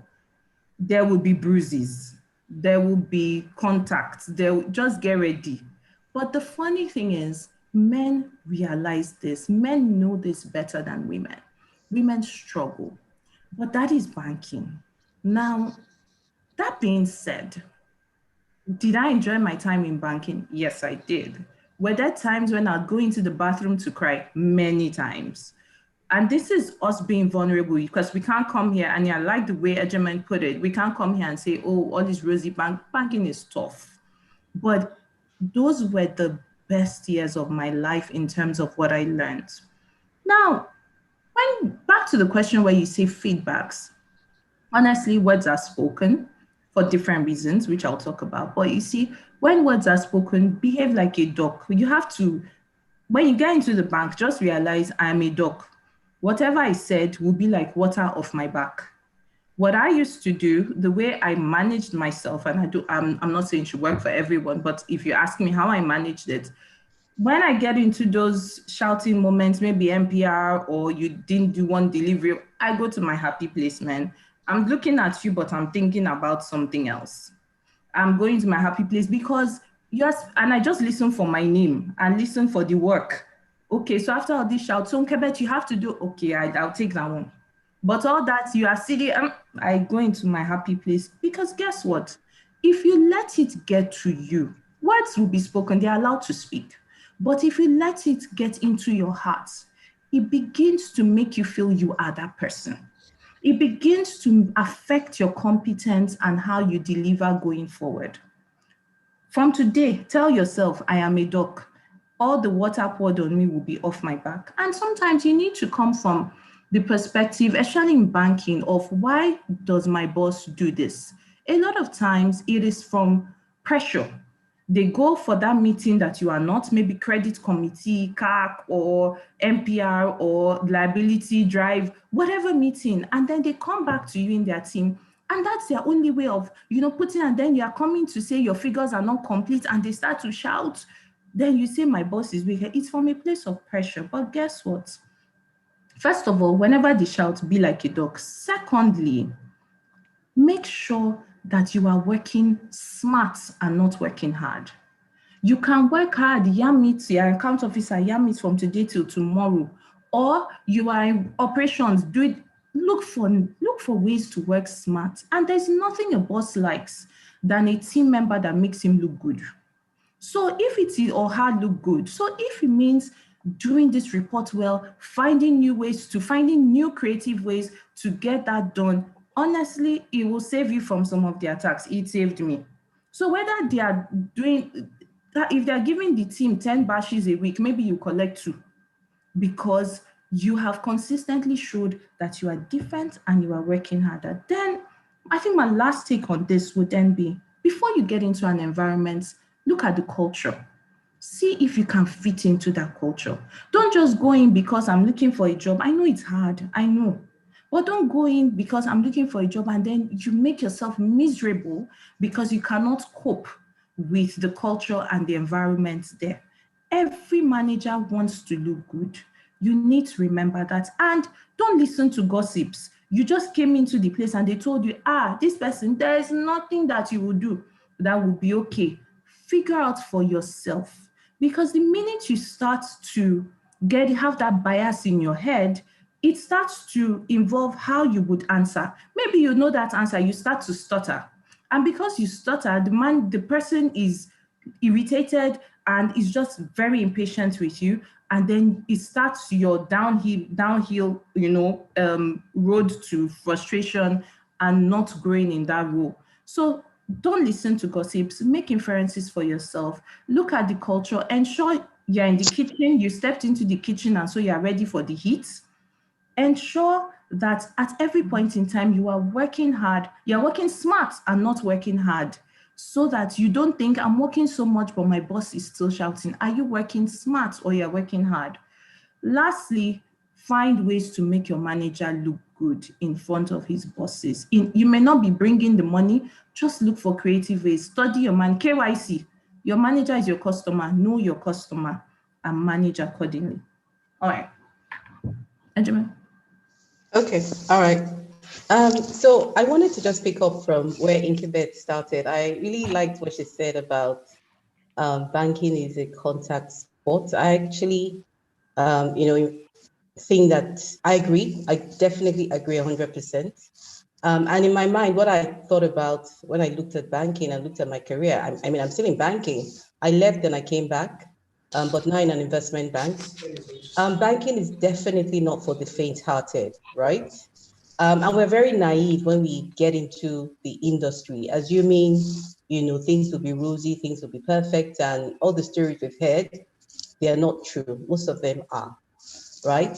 So I think that, yes, Inkebe talked about, a lot of the bad behavior is coming from what I would call external factors, from pressure from the top, from targets, it's all about money and you're transferring the pressure all the way down. As far as I'm concerned, bad behavior is bad behavior, right? And I have very low tolerance level for bad behavior. And the reason why I have very low tolerance level is because of the exposure I have gotten. I have seen fantastic culture. I've seen a culture where people are 150% empowered. I've seen a culture where people make mistakes. And the question is, what did you learn?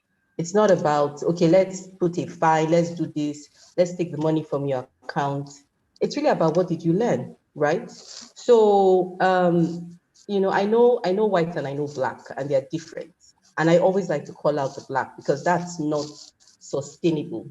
And I think that because there's so much money in our economy, especially in the financial sector, a lot of, the financial sector gets away with bad behavior. But I bet you in the next 2 years, 3 years, with fintech disrupting this industry, with the whole conversation around toxicity, being the cost of being uncivil at work, that is going to change, and they're going to have to find a new playbook. So this time will end, and it will end soon.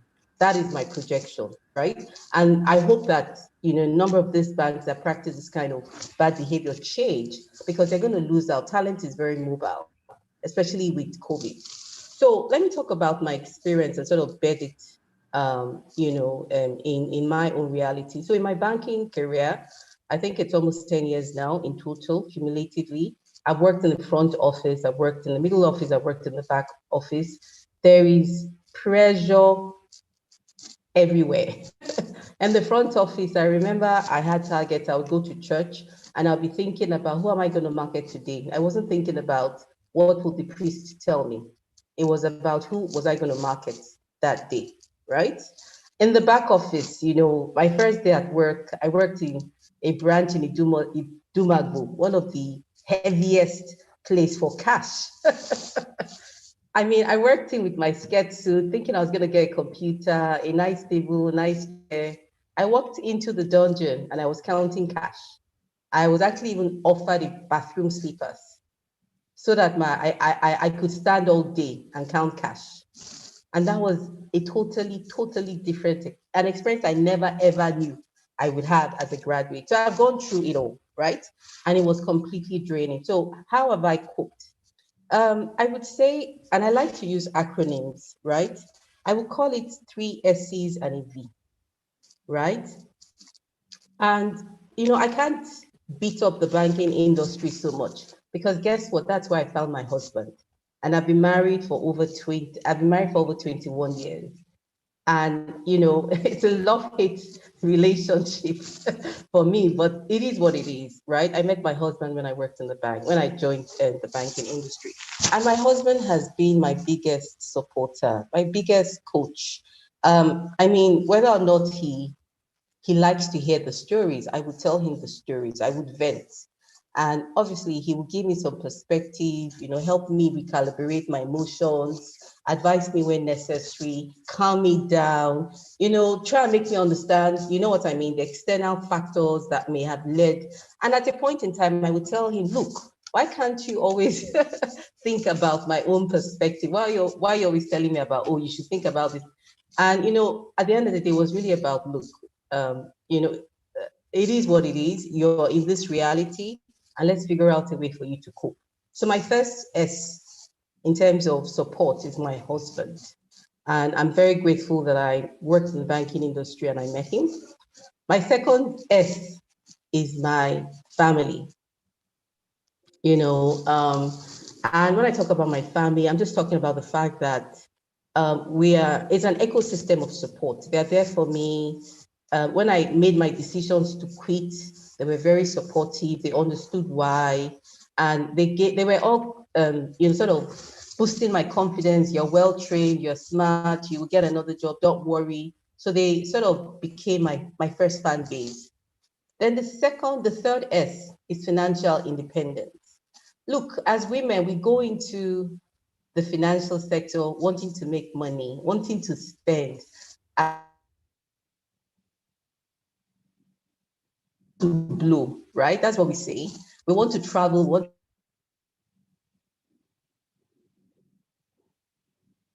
By the time we spend 80% of our money there, and we wake up and say we hate our job, we hate our boss, we want to go, the 20% that we may or may not have, it can carry us too far. So I have always, and again, this is linked to the first S, my husband.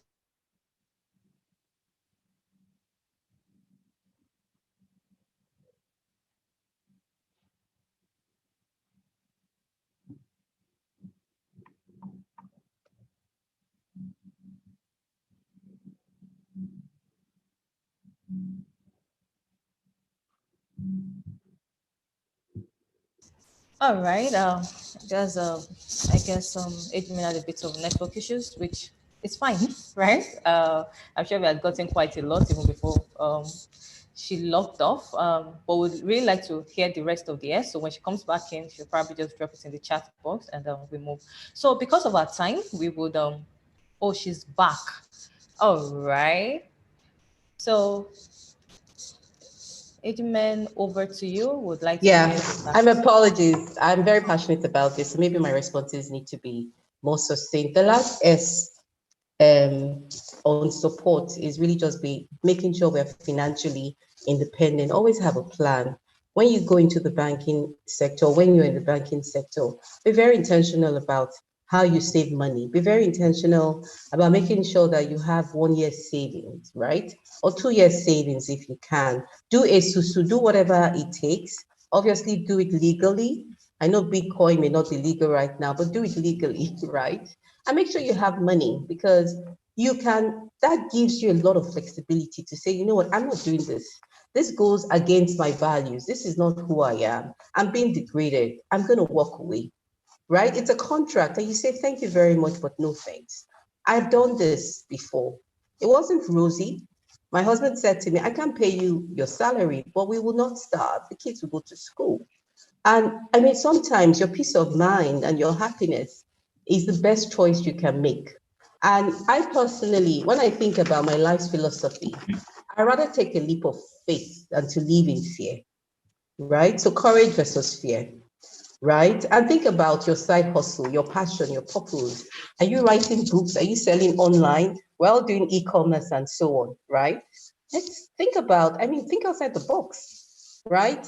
So, I mean, it's S, my husband, first support, S, you know, my family, second support, S, financial independence, and overall just knowing who I am, knowing my why, right?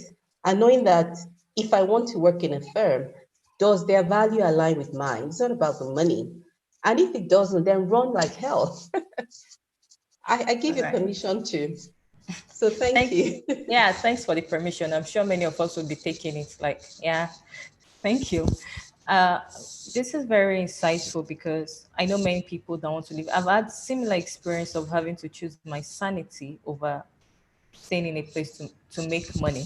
So I totally agree with you, and I'm glad I chose my sanity then. But of course, that's because I had some money to save. So I agree totally with you, and I hope many more women would strive to have this kind of support, family, and it goes back to relationship, type of relationship you build with people. That would determine the kind of support you can get from them anyway. So it's very important. So the question we have, I'll just summarize it. So everybody is asking, what happens when you talk? You know, many of the men, ladies that have spoken this evening have said, or this afternoon, have said, speak up. So what happens when you talk and you become the what's the word now? You become the antagonist in the story. You talk and then you become the bad person. It happens a lot. You are the one speaking out.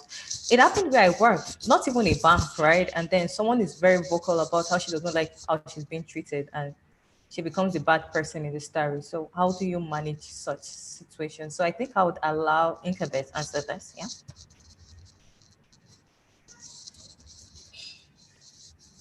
I was hoping you will let Nneka answer it since she's the people person.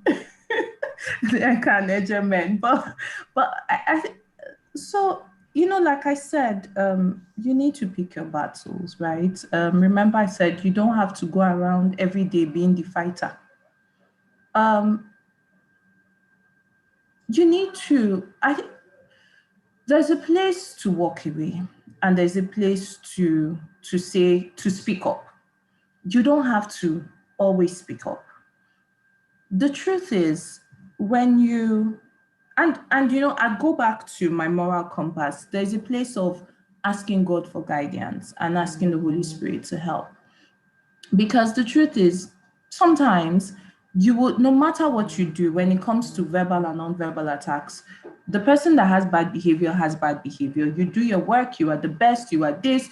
The person that wants to, that their village people sends them to you, they're on your case, and there's nothing you can do. But you need, and then there are times when this is coming from your colleagues, it's not even coming from your bosses. I think my take on this would be, first of all, have a great behavior. Are you that person, and I'm going to shake some tables here, are you that person who is always coming in with a chip on their shoulder, or that person who is always coming in ready to fight? They can't even laugh, they can't even play with you. Any small thing, you will just, start to, oh, they said that I should speak up. They said, There are times when you would speak up. There are times when you would. There are times I refute. I mean, I work among men today. I think I can count how many women I work with in my team globally. There are times when some comments will be said, and I'm laughing, but I'm telling you, you know what, you really should.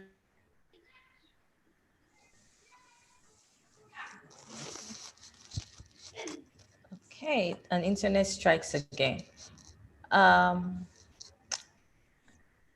All right, so while we wait for Nkebet's internet to return, we go to Nneka. Nneka is the people's person, like Nkebet said. I was going to come back to her and ask, in addition to one of the scenarios that one of the participants asked of requesting for leave and being asked to state the reason why she's going on leave. Leave is statutory, I believe. And so Nneka, I'd like you to come in here. So it's a case of you speaking up or standing your ground. So I'm going on leave because I have the right to go on leave. And at what point do you manage it? Imagine a line manager telling you to state the reason. Should you have to state the reason? Is that a situation where you should stand your ground, or is that a situation where you should be nice about it and state the reason why you're going on leave? So yeah, Nneka, my network. Oh yes. No, but it's fine. All right. Yes, I'm trying to understand you're saying you need to go on leave, and then what happens? And you are being asked to state why you're going on leave. Like, what would you be doing on your leave or something like that? Like, why are you going on leave? What do you want to do with your vacation period? Yeah, I'm sure that happens. Yeah. Well, that's a tough one. Why? I mean, again, it depends on the why would somebody would ask you to state exactly what you're going to do on your vacation? That sounds so crazy to me. I guess the thing is, we go back to are you due for vacation? Is it something you're supposed to have? And I need to be realistic here, because the reality in organizations is that whether it is your right or not your right, if they don't feel like giving it to you, they'll just tell you can't have it. It's going to depend on each situation. Again, I'm trying to put myself in that situation, and I'm trying to see why I want to go on vacation and you're telling me to tell you exactly what I'm going to do. Why are you asking that question? Is it because it is not convenience, or I need to have a justifiable reason to take time off because there's some pressing things in the organizations and so on? So it would depend on what that question is, because I'm not really sure it's very clear to me what is being asked here. Yeah, I guess, Nneka, it is not proper, it is not the right thing, but for some various reasons it happens. So it'd be like, do you have a family emergency? Do you have so it happens. So I think the bigger question. So I guess for me, if it's that kind of a situation, I'll read the situation well, and I'll make up whatever I feel the person wants to hear, so long as I get what I want. Period. Do you understand? I do not have any need to tell you exactly what it is, because chances are, if the person is just trying to be difficult, even if I told you what he wants, you may not accept it. So if it means I need to make up something that will be acceptable to you, I'll make it up. All right, thank you very much. So can I make a comment? Can I make a quick comment on something that was said earlier? Yes, please. Okay.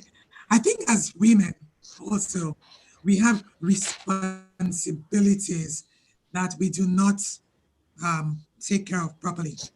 A lot of times when somebody asks, I think it wasn't Kebet or Jemin, about, I think when you had a situation and you went to talk to your boss and they asked you, was it a male? All right. Yeah. Do not think that when you are harassed by a male and you go to a female, that you're going to get a favorable response.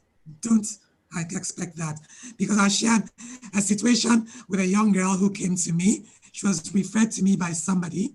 She wanted to leave her job. She was working in one of the top banks. I'll not name the bank. And the friend told me, please, can you help this person? She needs a job. And I asked, why is she leaving? Right? If she's leaving that bank, there must be more than what you're saying. So the lady finally came to me. And when I was asking her, well, career this, and when she was talking, I just knew it was not it, right? But the more we talked, I think she felt comfortable and trust. And then she opened up to me and told me she was being harassed by somebody at executive management, right? And what shocked her was when she went to a female at executive management, thinking that she'll get some kind of support.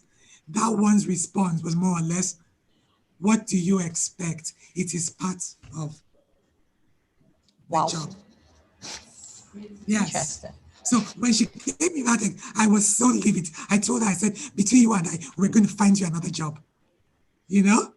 And I told her, I said, I applaud you, your courage for standing. See, but for that person, it was because it was very clear to her what her boundaries were, what was not negotiable. And she was confident in her competence. She was, see, because what happens in the banking industry is that fear has been instilled in all of us, because the banking industry was a booming industry. And you are made to feel that you do not have a choice, that if you leave this job, that's the end of the world. 90% of the banks today are dealing with people with fear. And that fear comes, it's going to go into you when you begin to doubt your ability, when you believe you don't have a choice, that there's nothing out there. But trust me, there's a lot out there. Sure, so there is. Women don't think that it's just men. So again, I want to tell for the senior women in this forum, please let us make sure that we continue to support and provide a place for the younger ones to come to. And let us make sure that we're not telling them that what is not acceptable is acceptable. I just wanted to add to what Nick has said, because it's really, it resonates a lot with me. And I guess it's because banking has always been attractive because they pay well, right? And you'll find even people who shouldn't work in a bank based on what they've gone to study. And I'm not saying that they shouldn't, but then you feel like, hey, you've gone to do engineering at a university. I'll be expecting you to do something related to that. They are striving to work in a bank, right? And you kind of like say, okay, how does that tie into your life purpose? Have you even thought about what you want to do in your life, right? Rather than someone say, hey, go and work in a bank. That's where you earn more money. All right. Thank you for that, Kemi. So at this point, we will round up this session. It's been a very exciting, insightful one. And we wish it would not end, but we have so many other wonderful things coming ahead. So thanks to everyone on this panel. We have learned, and are still learning. At this moment, we'll go on a break, and we'll just use this few minutes for those that I want to believe every lady that registered here got an email on how to win some very exciting things, courtesy of Datalium and Dawn. So there's still an opportunity for you to win. Just follow the steps, generate your DP, post on social media, use the hashtags, and get people to like. Use your network well. This is a good way to use your network, right? We've learned about networking a whole lot, and you have you'd be able to win a free data analytics class. You'd be able to win a LinkedIn optimization package. You'd have your CV reviewed. So many things. When I heard of the gift, I was like, haba, only for one person. So you guys go ahead, take out, we have like 2-3 minutes to do that. And then when we come back, we'll be having Kemi for a session. And of course, you already got a sneak peek into what we'll be having in the next 3 minutes. So guys, let's go on break. We'll be choosing a winner immediately after the session. Thank you to Neka, thank you to Kemi, thank you to Ejimen, thank you to Nkebet. Thank you guys so very much. See you in 3 minutes. Thank you, guys.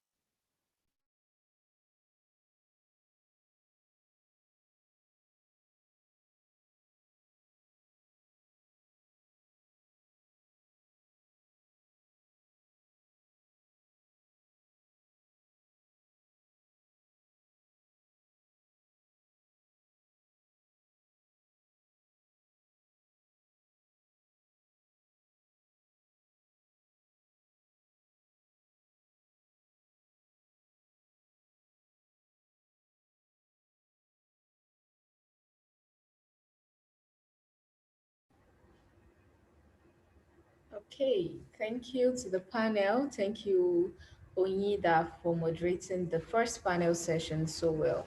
While we are on break, please feel free to network in the chat box. You can just drop your name, what you do. I saw some people who said they are HR, some relationship officers, customer success managers. Please feel free to share in the chat box and network. That's one of the benefits and advantage of this session we're having. So feel free to drop in the chat box, introduce yourself, sell yourself. This is the point where you get to, sell yourself well and network. You never can tell. There's someone somewhere or someone here right now that has something that you need, someone that has the answer to something you've been looking for, basically. So just feel free to network. Hi, I'm Rita. I'm a researcher. Shout out to Rita. I can see your message in the chat box. So we have less than 1 minute to come back from break, where we have Kemi Raji, our next speaker. Okay, is it that we don't want to network? Because I'm just seeing Rita's comments in the chat box. Okay, yes. Hi, Essay. Hi, Yetunde. Please add what you do. Are you an HR personnel? Are you a relationship officer, customer success? Are you a financial analyst, data analyst, HR analyst? Feel free to share with us. Let's note those we have to meet for our Naira. Those who want to transfer Naira to our accounts. Let's note those who we have to meet to transfer dollars into our accounts. Yes, thank you, Osato. She is saying, Edgerman, thank you so much for the insight. I love everything you said. That's a great one. Thank you. We have financial analysts, we have accountants. Hi, Maiwa. So should we start dropping our account number for all of these accountants to credit our accounts? All right, so yes, keep the comments rolling. Okay, that's great. So I believe Kemi is ready for us now. We introduced that earlier, so she'll be taking the next session. on recognizing microaggressions at the workplace. So over to you, Kemi. Thank you.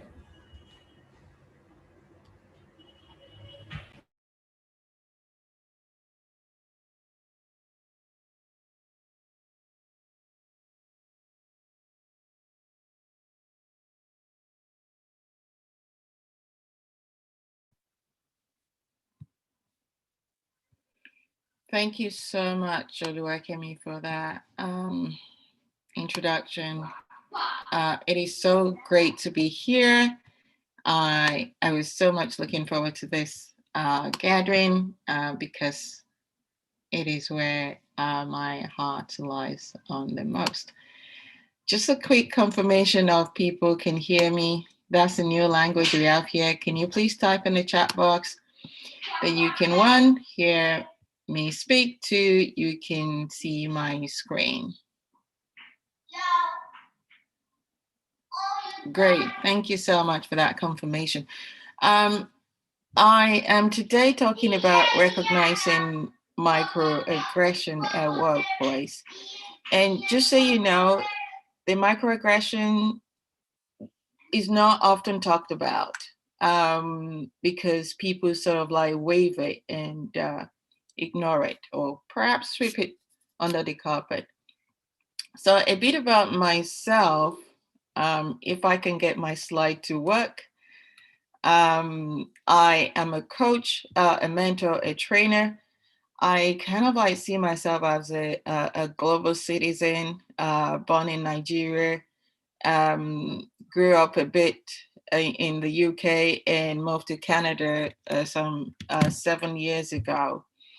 I have got degrees in management and a master's degree in international development. I am the director of Troopers Grouping.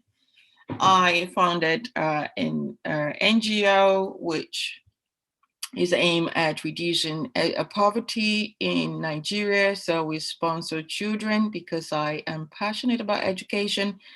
And I believe that when you are educated, you are empowered to go places. By the virtue of the work I do as an agile coach, I have a bunch of certifications to go with my name, and that's the enterprise executive coach, team coach, leadership, and some professional coaching certification as well. You can read more about my what I do on LinkedIn if you follow me. So what is microaggression? You might think. Have you even recognized that you are experiencing or have experienced microaggression at work? So this is an everyday nonverbal, sometimes it could be environmental, snub, insult, whether it's intentional or unintentional, that communicate hostile, derogatory, and negative messages to the targeted person. And usually it's targeted towards a marginalized group. So women, race, ethnicity, sexual insights, ageism, and we're going to come to all of that at a later point of this session. So these are kind of like subtle insult, assault, not recognizing people or not recognizing certain group. We tend to have this. And you're probably thinking, how is this different from discrimination? Discrimination can be very obvious. We kind of like see it. However, microaggression are sometimes go unnoticed because you're thinking that person is joking, right? So you don't really understand it. You might have walked away before you realize that what just happened there. So these are some of the places you will find microaggression, some definition of microaggression happening. So types of microaggressions that would happen in the workplace. Like I said earlier, the micro assault, like people being deliberately discriminatory, but they would say, well, I don't want to offend, or they might think that they're not trying to offend someone, or they might think that person is not going to know. For instance, people would say something and they think that you should accept it as a compliment. Oh, you don't look Yoruba, you speak good English, right? That is, so that is micro insult, sorry. I just swap everything around. So you don't look Yoruba, you speak good English. That is not only to that person, but to the group of, to the Yoruba people. Oh yeah, and it could be an Hausa person, right? It could be an Igbo person, but looping people into one group simply because of perception or perhaps the impression that we have about them. The micro assault overtly form of discrimination when you deliberately behave in a discriminatory way and you don't mean to offend someone, right? Or you look nice, by the way. A woman should dress nicely, right? Micro invalidation of verbal statements that deny, negate, or undermine the reality of members of various groups. For instance, you may say, well, I don't see colors. There is no black or white. I just see everybody. Or I don't see Yoruba, Hausa, or Igbo, I see one Nigeria. Even though the person is telling you what they're experiencing as a community, as that community. So those are the kind of things that we do that we don't know that it's hurtful. And the person you're talking to might not even know that it's hurtful until they walk away and think about what you said. And in some cases, we've gotten so accustomed to it that we just wave it. Or you might just say, oh, that's Kemi, she doesn't mean it. So you're making excuses for that person too. So where does all these things show up for us? Again, I am focusing at the workplace. Just so we know. Sorry, I'm a little bit distracted. Come on. So where does it show up? Race, ethnicity. We discriminate based on where we are from. Again, you see someone and you think, oh, you look Igbo, right? And you think that person should take it as a compliment. Or you don't look like someone that is from Kwara State. I remember, because I'm from Kwara State, and I would often travel to Lagos at that time, and they would call us Araoke, right? And I was supposed to smile. Araoke means that you're from the north, right? And when you speak differently. So those kinds of things is microaggression. And at some point you would find someone possibly thinking, okay, why is that happening? Why am I different? I remember someone was trying to help me to change the way I say a certain word in Yoruba. That's because that's the way the Lagosian says it. And the moment I say it in the way I know, I will be Araoke, right? From the north. The next one is gender. Gender, workplace, innuendos. A woman that has just given birth shouldn't come to work. You shouldn't work late. Why are you working late? You got kids to look after at home, right? Married women don't dress like this. Your skirt is too short. You are a woman, but you walk like a man. You're driving like a man. When you speak, in your tone or the pitch of your voice happens to be upper than the man, you are seen as aggressive. A woman shouldn't speak like that. You're too brass. Those kinds of things we get at a workplace as a woman because we are marginalized group, right? Or you say something, but being a woman, you're not supposed to speak. Someone said a woman needs a seat at a table. But why do we have to demand a seat at the table? Well, if you don't have a seat at the table, you bring yours, right? So those are the kinds of things that we get at the workplace as a woman. And if you look at my background picture, you could tell that women are doing great things, right? Religion.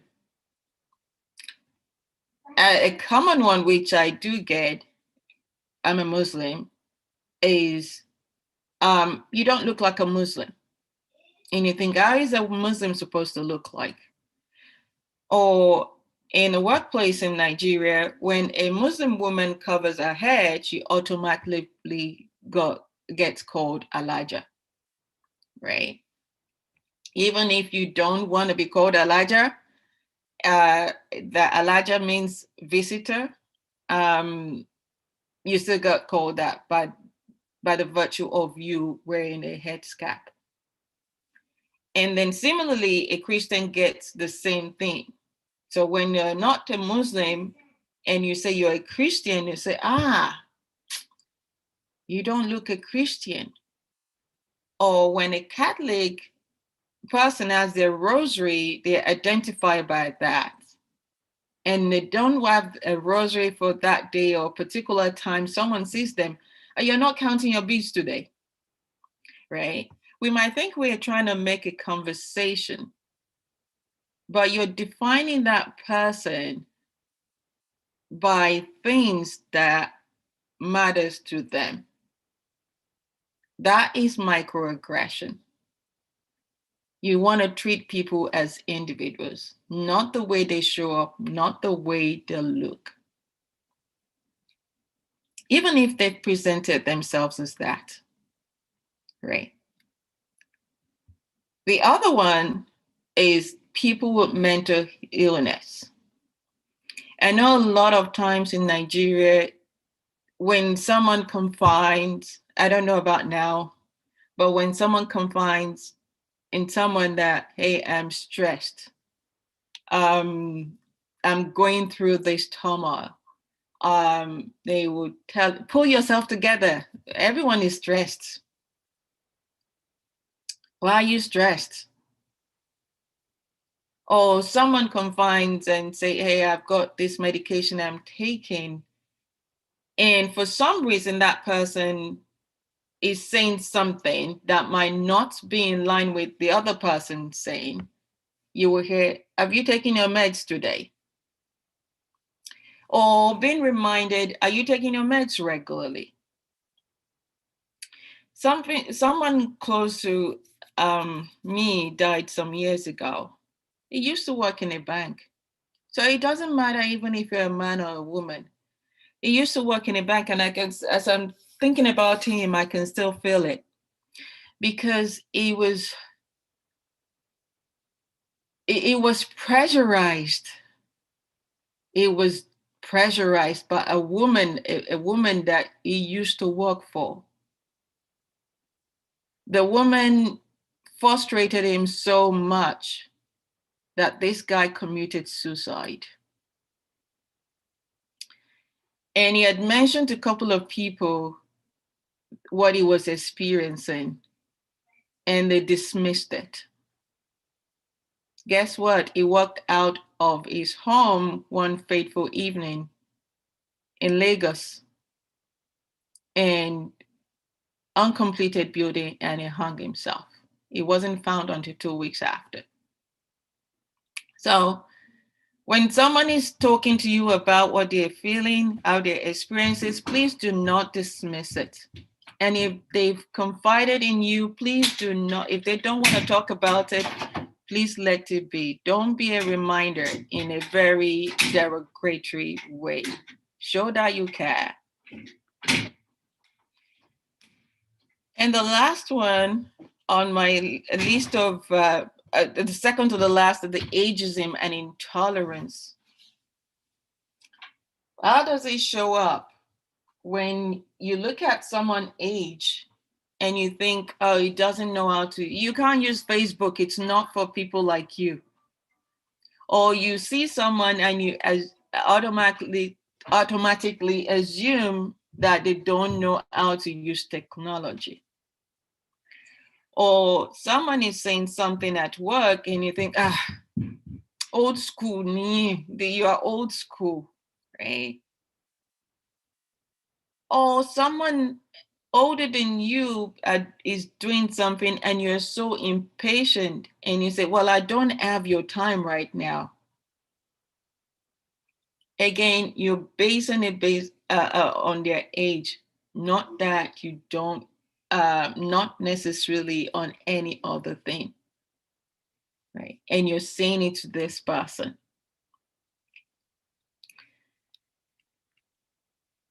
The last one, I think I've mentioned it already, is the religion. So I think, I think I've mentioned the religion. So and you're thinking, how do you respond to microaggression? First, you need to ask yourself, did it just happen? Did that person say something based on my outlook, based on my gender, based on my religion, based on where I come from? And then, should I respond to this or not? And I think a lot of this response to things that is happening around you has been covered in the panelist. Nneka mentioned it, Kemet and Ijeme has talked about how do you respond to things that are beyond you. First, you need to carry out an assessment. You need to assess it. Is this something you should respond to right now? Is your safety at risk? Is it even worth responding to this person in particular? And then how should you even respond to this? Is it going to be a passive aggressive response? You know, when you roll your eyes and you think that they notice that you're not happy about what they just said? Or you're actually going to be assertive about it. So you're telling them, I don't appreciate what you've just said, and I wish you stop it. However you want to do it, you don't want to put emotions into this. As women, we are meant to be sensitive, and I put it on quote, right? So when you say something that you get told you're being dramatic, again, that is microaggression. So you want to compose yourself if you decide to respond and say, what you said the other time made me feel this way. Or if you want to put it in the past tense, I felt. So you ensure to communicate that it's in the past and you're no longer dwelling on it. So they don't think you're speaking based on the emotion that is attached to it. So you kind of like have to decide what you want to do when this occurs to you. But most importantly, name it. Name it. Recognize that it happens. And if you are in the midst of where it is happening, please do not join in. No. Support one another. As women, we're meant to be championing one another.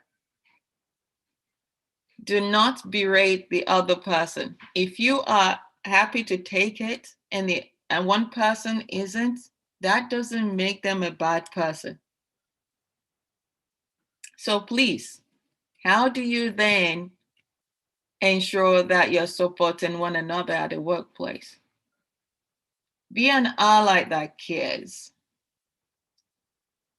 Consider what you say and how you say it. Put yourself in that person's shoes. How would you have felt? Especially if that person said, I didn't like it. Don't dismiss it. Be willing to apologize. Listen to that person and hear them out. And recognize that they didn't like what you've just said or did. And that's you being accountable. That is you being responsible for your actions. And then you want to rethink what you say. Unconscious bias, stereotypical actions, right? Something that has always been said. Simply because it's always been said doesn't mean you should say it too. So be mindful of your words. And then empathize with that person that has just received microaggression. Like I said, don't join in dismissing it. But that doesn't mean you should go around naming and shaming the person that has done it. It is not in your place. And then offer support and resources. Ask how you can be of help.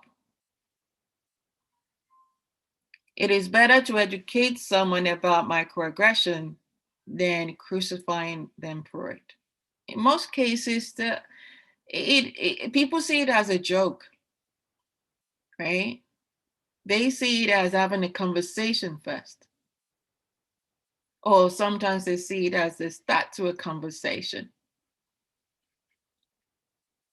But what is actually happening is microaggression. So, and now as I've come to the end of my presentation, I welcome questions that you might have. And I'm going to stop sharing so that I can see the people here.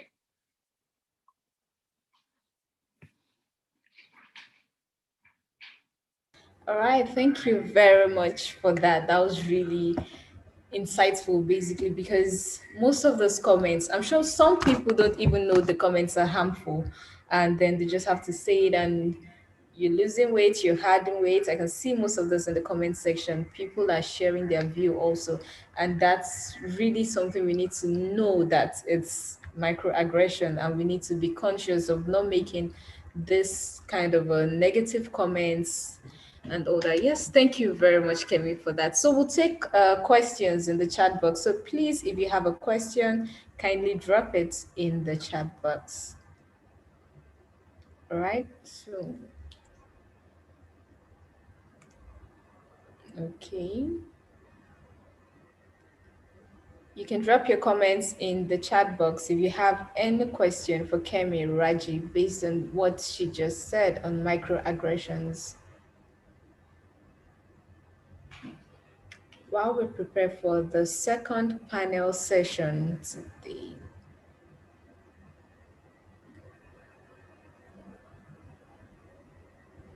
Okay.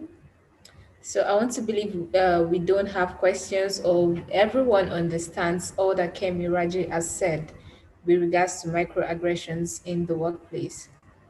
Okay, there's a new message. Yes, we have a question from Glory. At what point do you become assertive? Most importantly, with your boss when you feel cheated? At what point the do very you become... first time. The All very right, first time. the very first time. So it doesn't happen again. Exactly, because the moment it has to repeat itself, you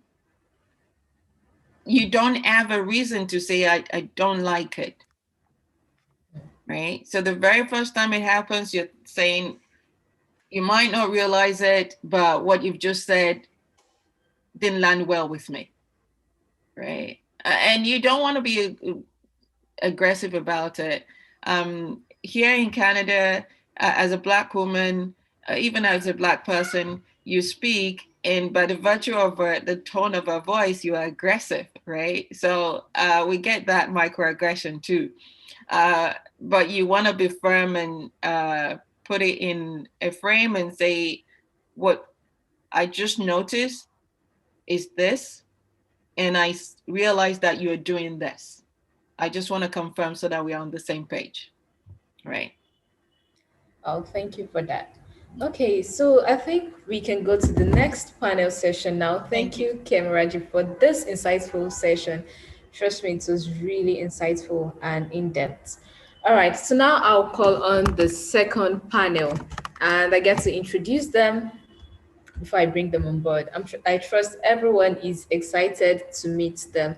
Just a quick exercise before I bring them on board. To be sure you all are with me, please drop a yes in the chat box. A yes in the chat box. All right, thank you, Diana, Diola, Glory, Jumi. That's a great one. Thank you. All right, now we're going to the second panel session, and they'll be talking about promoting the inclusion of women in the technological sector. That's transitioning from the non-IT to the IT sector. And for this panel session, we have 4 speakers. We have Jacqueline Ekweme, we have Ikeolua Adebowale, we have Temitayo Ade Peters, and we have Ifeoluwapo Ayeni. So I'll introduce them one after the other, a brief introduction before I bring them on board. Starting with Jacqueline. Jacqueline has over 15 years experience in the technological industry, working in different areas on the software development lifecycle.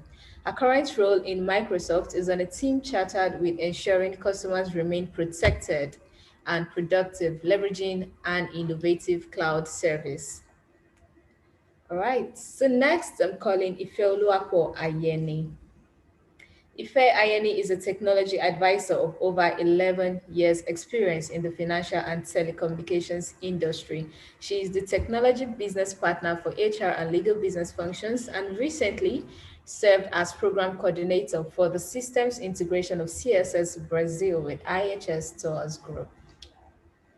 All right, next we have Timtayo Ade Peters. Honored with the prestigious Global CSR Leadership Award, Temitayo Ade Peters' immediate pursuit after joining banking was the improvement of sustainability efforts and elevating impact-focused initiatives for the organization. She is the CEO of We for Good International, a brand recognized in December 2019/January 2020 by Forbes Africa as one of the top 50 brands making a difference in Nigeria.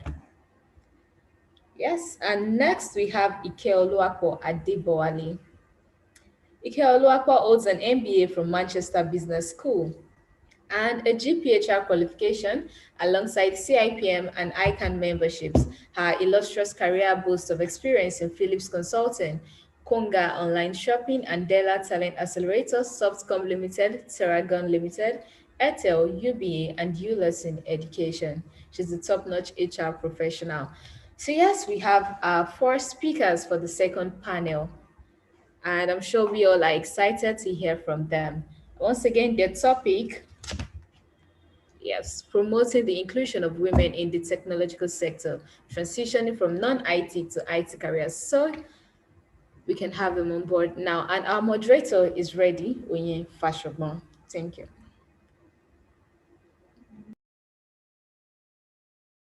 All right, thank you very much, Kemi.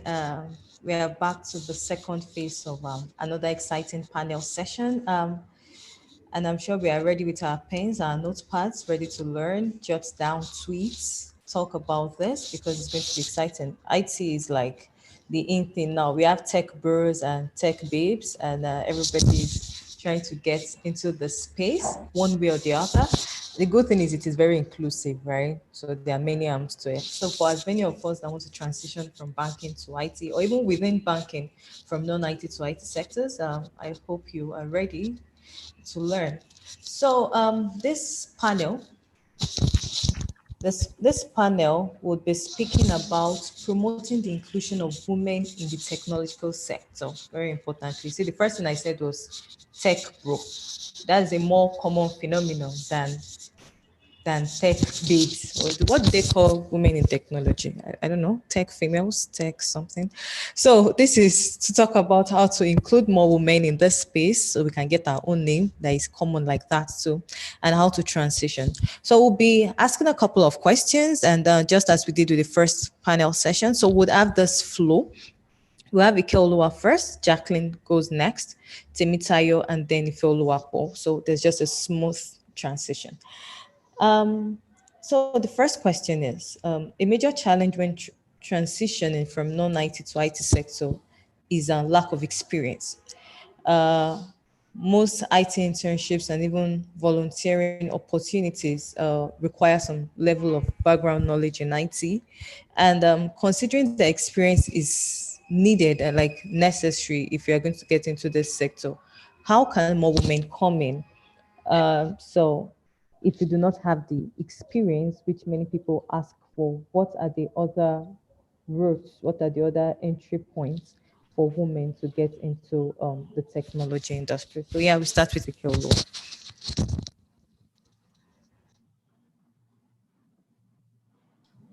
Hi everyone. Did you say Ikeoluwa or Ifeoluwa? Let me be sure. Okay. Ikeoluwa, fantastic. Okay.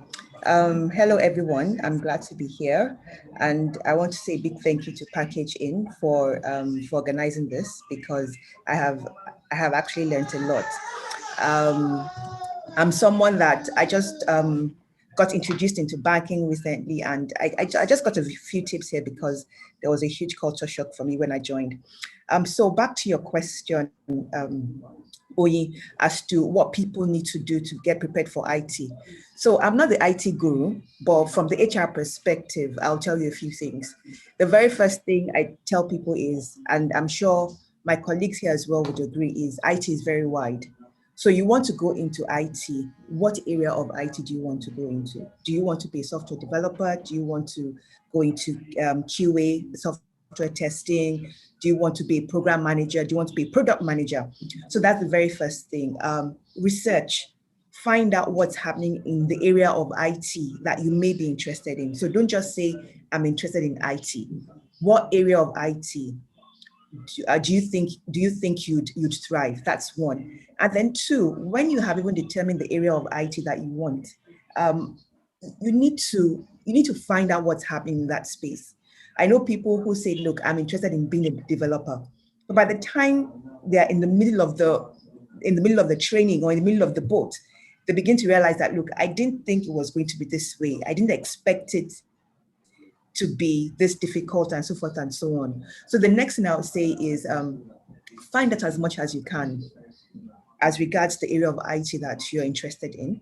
And where possible, also find a mentor that can take you through, expose you to some certain things.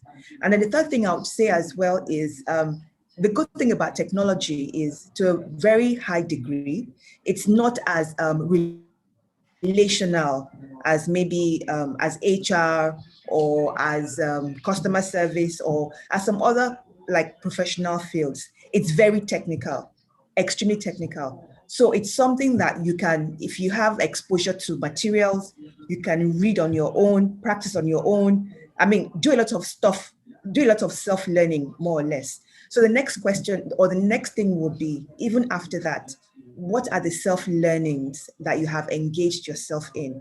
I know that when I was in Andela, there was this Andela learning community where we had a virtual community. We had materials that we sent out to people who were part of that community, just somewhat exposing people to what software development was about, because Andela was about software development, or is about software development. So the next thing I would ask is, what are the self-learning that you have exposed yourself to in that area of IT that you've been involved in? So yes, you want to transition into IT, but there should be some level of interest. I mean, there should be some activities that have followed your level of interest in joining IT. And those activities border around some of the things I've been mentioned of. Hope I've answered your question. Back to you. Thank you.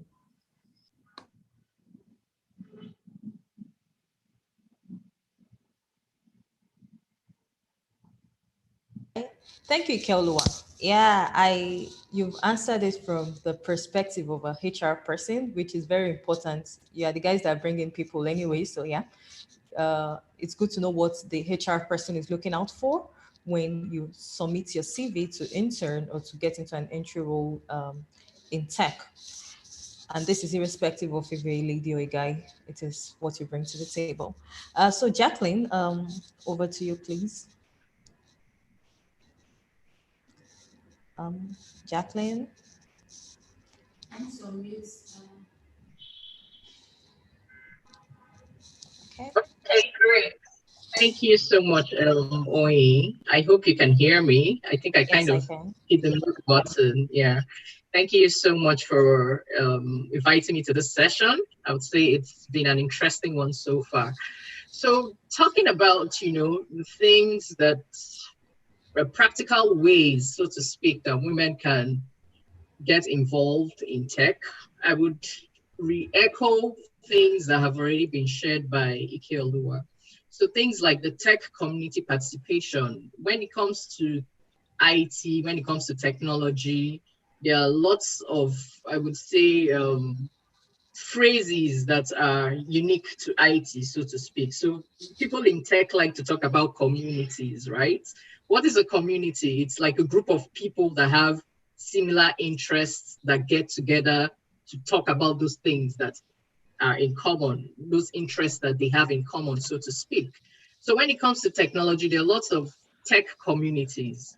You could have, because technology is so vast, there are different areas you could possibly be interested in. You could be interested in, data science, you could be interested in artificial intelligence, you could be interested in maybe even sales of, technology products, so try to find a community that is driving that thing that interests you and begin to participate in those communities. What do they do in these communities? They usually have things called meetups. They have things called events where they set up sessions, people come together and begin to, express their ideas more in that particular area. So look for a community. You may not even have one because you don't even know what you're interested in, right? You just know you want to get into tech. So yeah, try to find, okay, what tech communities do they have? The big tech companies are they're very good at setting up these communities. So you have like Facebook communities of learners, you have Google communities of learners, you have Microsoft communities of learners. So look out for them, look out for their events, attend their events, go to different workshops, listen into what they're saying and see what sparks your interest, And for the things that begin to interest you, try to start following up in that area, do more research in that area, read articles, go look for tech blogs, review posts, all of that. Try to get more interested in that area. You can then begin to try your hand in short courses, There are lots of learning sites when it comes to tech. It could be plural sites, Udemy, LinkedIn, Coursera. There's so many of them where you have people that teach people, even on YouTube, you don't even need to go to those sites. Lots of people do lots of tech trainings on YouTube, So when you begin to get interested, get more focused in what you're interested in, attend those focused workshops and then see where that interest leads you to. Thank you. All right. Thank you very much, Jacqueline. So we'll move over to Team Tayo. I'm sure everybody's noting something. Please, and if you have questions, keep them so that we'll ask afterwards. So Team Tayo, over to you, please. Okay. Good afternoon, everyone. It's been a nice time here, and thanks to Packaging for putting this together. This is a very amazing one, and shout out to the last panel. In fact, I wanted to bump in and just say hello and give Neka a very big hug. I don't know if Neka can remember me very well, but I remember when I first joined Access Bank, I had a terrible menstrual pain, and Neka took me to our house, cared for me, did all of that. Neka, I'm kissing you right now. Thank you so much once again for being an amazing mother. Thank you. I just wanted everybody to know how awesome you are. So so right into the question. And I'm so grateful for all the comments that have come from the speakers of in the panel. So I think one thing again is to not overcomplicate things. and to bring in your all. When you get into banking as a banker, you have so many experiences that you pull from various areas. And that's what I tell people, because so right now I run We for Good International, and it's a sustainable development firm. And one of the things we do is around fellowship, working with social entrepreneurs and all of that. And I tell people, come with all of you. And I think that's where I'm going to bounce back off what Nneka said about your why. And just quickly, I wanted to ask a question and say, okay, so right now we're talking about tech and saying that, but how many people, how many women here are actually interested in transitioning into tech related roles? Can you drop that in the chat box and let's just know, are there women here who are interested or thinking about transitioning into tech roles? Can you drop that quickly in the chat box? Let's just look at it. Let's just look at it. How many women? How many women? And can you follow up with your why? Why do you want to transition into tech role? Why? Are you just tired of banking, or do you see something in tech is there a reason? What's your why? Why do you want to get into tech? Why? Because that's important to know. That's important to know why. And what area? Yes, Ike Adebola Bowale said, and what area of tech? So that's something that we need to think about first. Okay, because a lot of times as women, and that's why I really appreciate the first panel as well, as women in the banking sector, a lot of times we just want to get out. We just want to get out of banking. Like, we're just tired of it. We're tired of all the stress and everything. And you just want to get out and say, I'm done with this, So, but first of all, you have to ask yourself, why do I want to do this? And not overcomplicate things. So like I said, there are so many areas, and like has been said already, there are so many areas of technology, and you can bring your all. You don't really have to say, oh, okay, there's this particular there are lawyers in tech, for example, and so there are technology lawyers. If you come in, your communications person, come with all your communication skills and come and be a content developer in tech. Well, they're looking for people like that. Come in with your knowledge of HR and come and be specific, create a niche for yourself and come and be,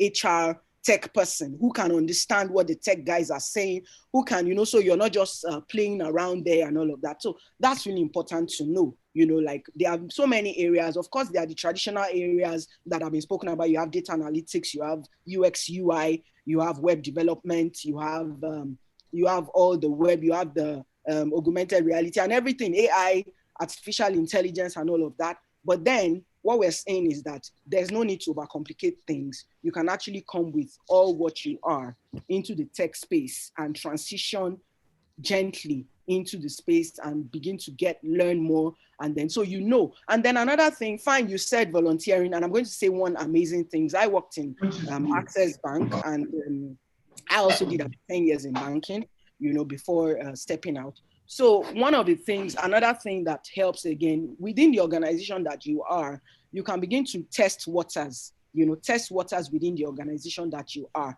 And I know another thing that happens to a lot of people in banking, because banking is a very, very structured environment, extremely structured environment. And because of that, you can feel very, I don't know how to put it, you can feel very, if you don't sit down and take stock of what's really happening, when you step out of banking, you might just find out that you really have no specific skill that you can say you own. That's just the reality. I remember when I was in banking, at some point I was in charge of events and all of that, but I asked myself the question, if I was to compete with someone who was a pure event manager, how well will I do? How well will I do? And so those are some of the questions. Sorry, I have a code. Those are some of the questions that you have to ask yourself, and then pull out those experiences that you have, gather them together and bring them into tech as you transition.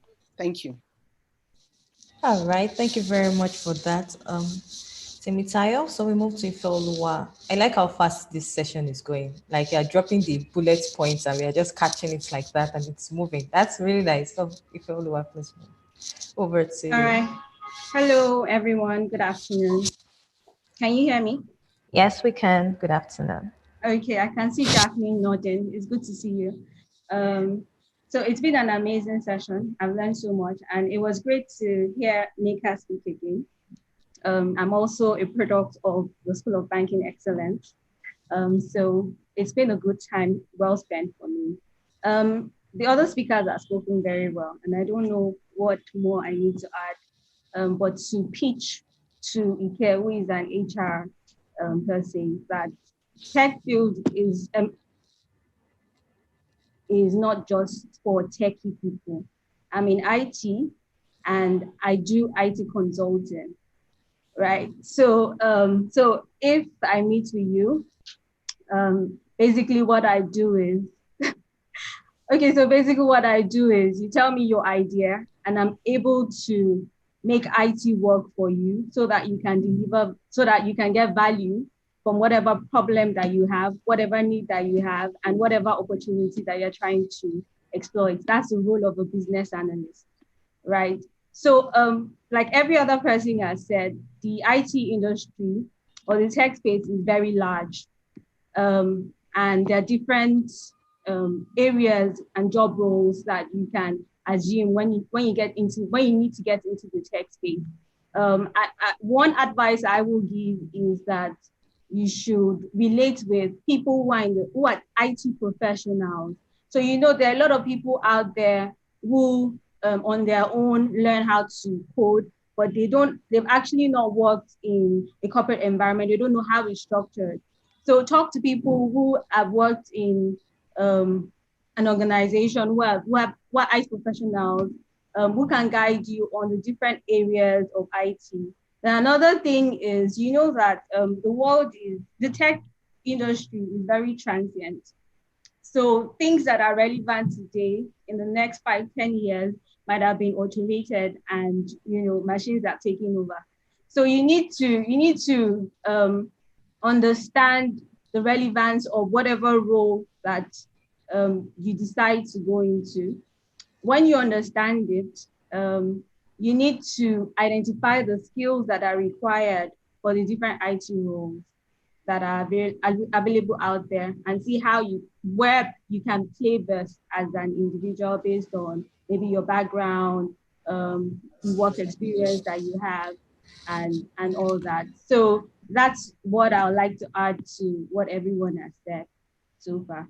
Then I also want to touch on something, because you asked about how to find your niche. You also talked about building experience, right? IT is a very practical industry.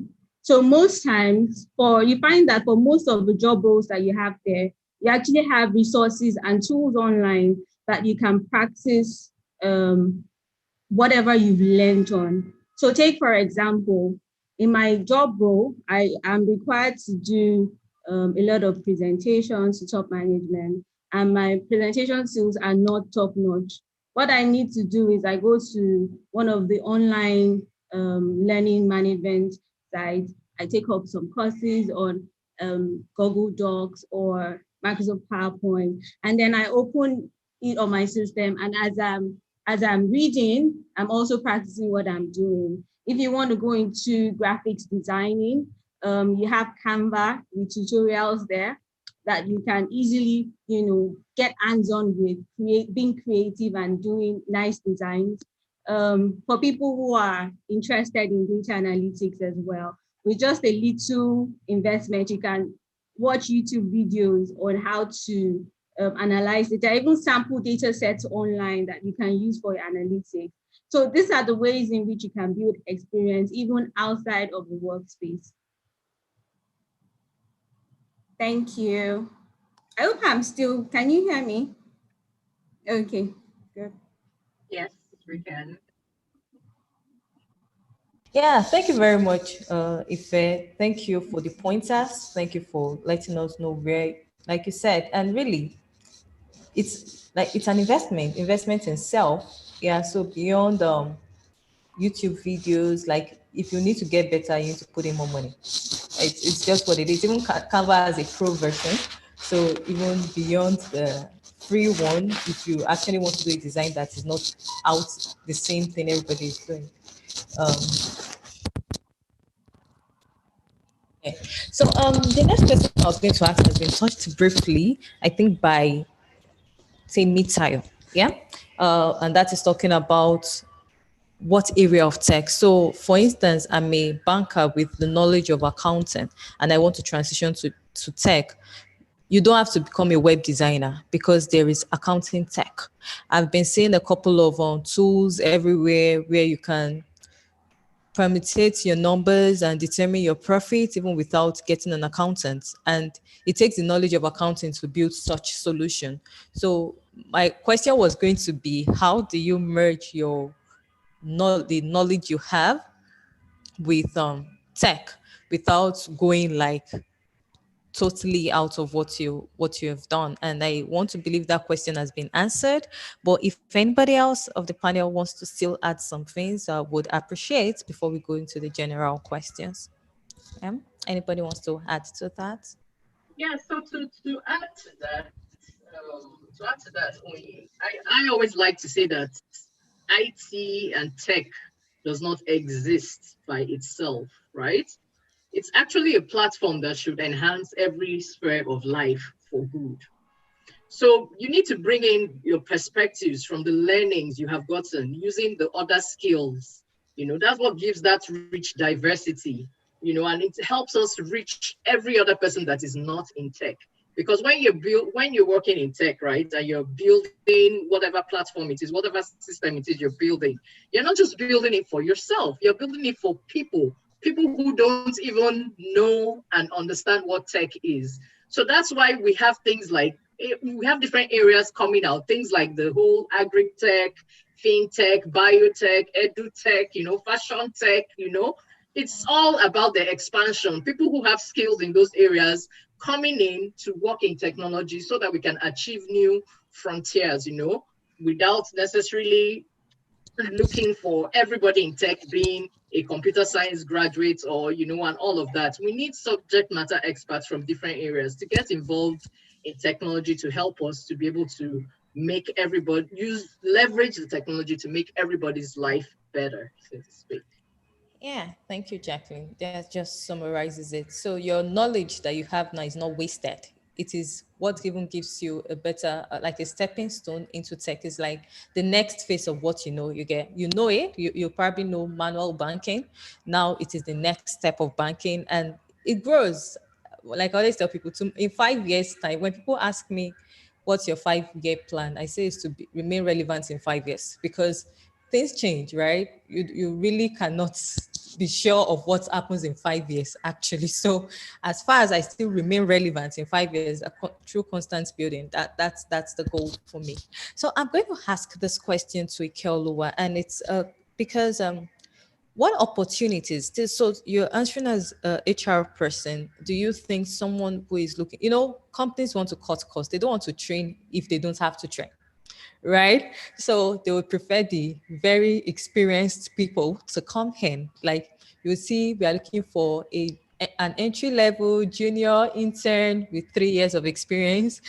And then you hear things like that, right? They really do not change. But then we are encouraging transitioning when you really feel you have to, when your why is strong enough to transition. So what opportunities do you think, what are our chances in an ocean of experienced people, of new graduates who learned computer science, of people who, again, of experienced, knowledgeable people?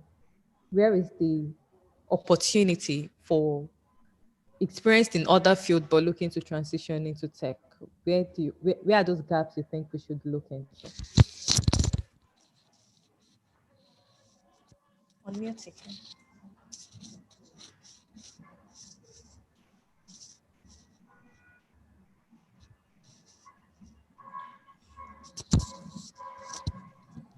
All right. So before I answer your question, Noe, and thanks, that's a very good question. I just want to say a few things about what Jacqueline also mentioned, just to buttress her point. Now, tech is an enabler. So the same way HR, finance, I'm sure, if you look at an org structure, sales is the core of the organization because they bring in revenue. And then you now have this support function like HR, finance, legal. And interestingly, tech, there's always an argument around tech. Is it a support function or is it a core function? But really, tech is an enabler and a support function. And like every other support function as well, tech is getting to a point where you have to partner with the business because you need to understand the business you're enabling. Now, if you look at IT is very wide. You have the front end IT and then you have the back end IT. Back end, I would say, are the developers, but we're also getting to a point where even as a developer, for example, you need to understand the business that you're developing for to be able to add value to that business. And then you have the front end, who are the product managers and so forth and so on, who engage with the business. Now we're getting to a point where in technology, or even in every profession, you need to be a salesperson. Like someone once told me that everybody's selling something. Everybody's a salesman, to be honest. We're all selling something. Even the evangelist on the road is selling Jesus. I mean, even you as an individual, you're selling your brand, you're selling yourself. You go for an interview, you're selling yourself. And so everybody, front end, back end, tech, sales, data analysis, whoever you are, you need to understand that you're enabling a business, and you also have to be able to sell the function that you're owning, that you're trying to go into. Now, talking about your question as to experience. So the interesting thing I have come to realize being within the tech space and an HR person within the tech space is that there is a huge paradigm shift happening within the talent market. And for organizations who don't key into this paradigm shift happening, they are going to lose out on this talent war. Similar to some of the things that the panel earlier were talking about. If these organizations don't key into this paradigm shift, they're going to lose out. And one of the paradigm shift is just what you have asked. You need experience. I tell you one thing, if you are waiting to get an experienced IT person, you know that picture, there's one common picture that goes around of a lady who is waiting for the perfect man, and then the lady has turned into a skeleton. Anybody who is looking for that experienced tech person, that is what you're going to end up in, because guess what? The talent is very scarce. People are going to Egypt, they're going to Europe, they're going to South Africa to look for experienced talent. And to even find them is difficult. And so one of the things that most organizations are doing these days is because they've come to realize that, look, to find experience is hard. So we need to build the experience. And which is why for anyone who's interested in IT, this is the best time.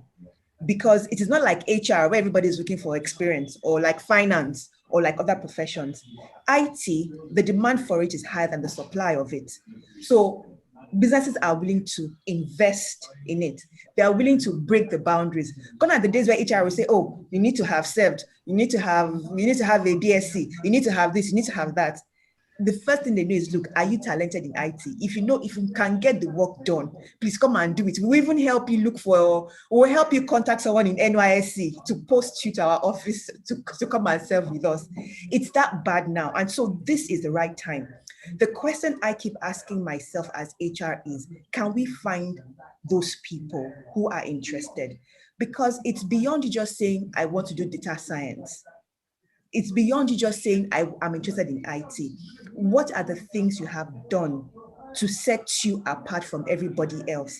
Because the truth is, if organization A is willing to teach people about IT because they want to invest in IT, I can't find experienced people, so I want to bring in 30 people who are interested in IT. If I go out there on the road, I will find millions of people interested in IT. So if I'm looking for only 30 people, what will make me pick you above everybody else? What have you done that every other person hasn't done? Or what kind of person are you that nobody else is? Like I made mention on the chat about curiosity. Working with IT people for a while, two things that come to my mind very quickly that I've noticed beyond your personality of being maybe gregarious or being quiet.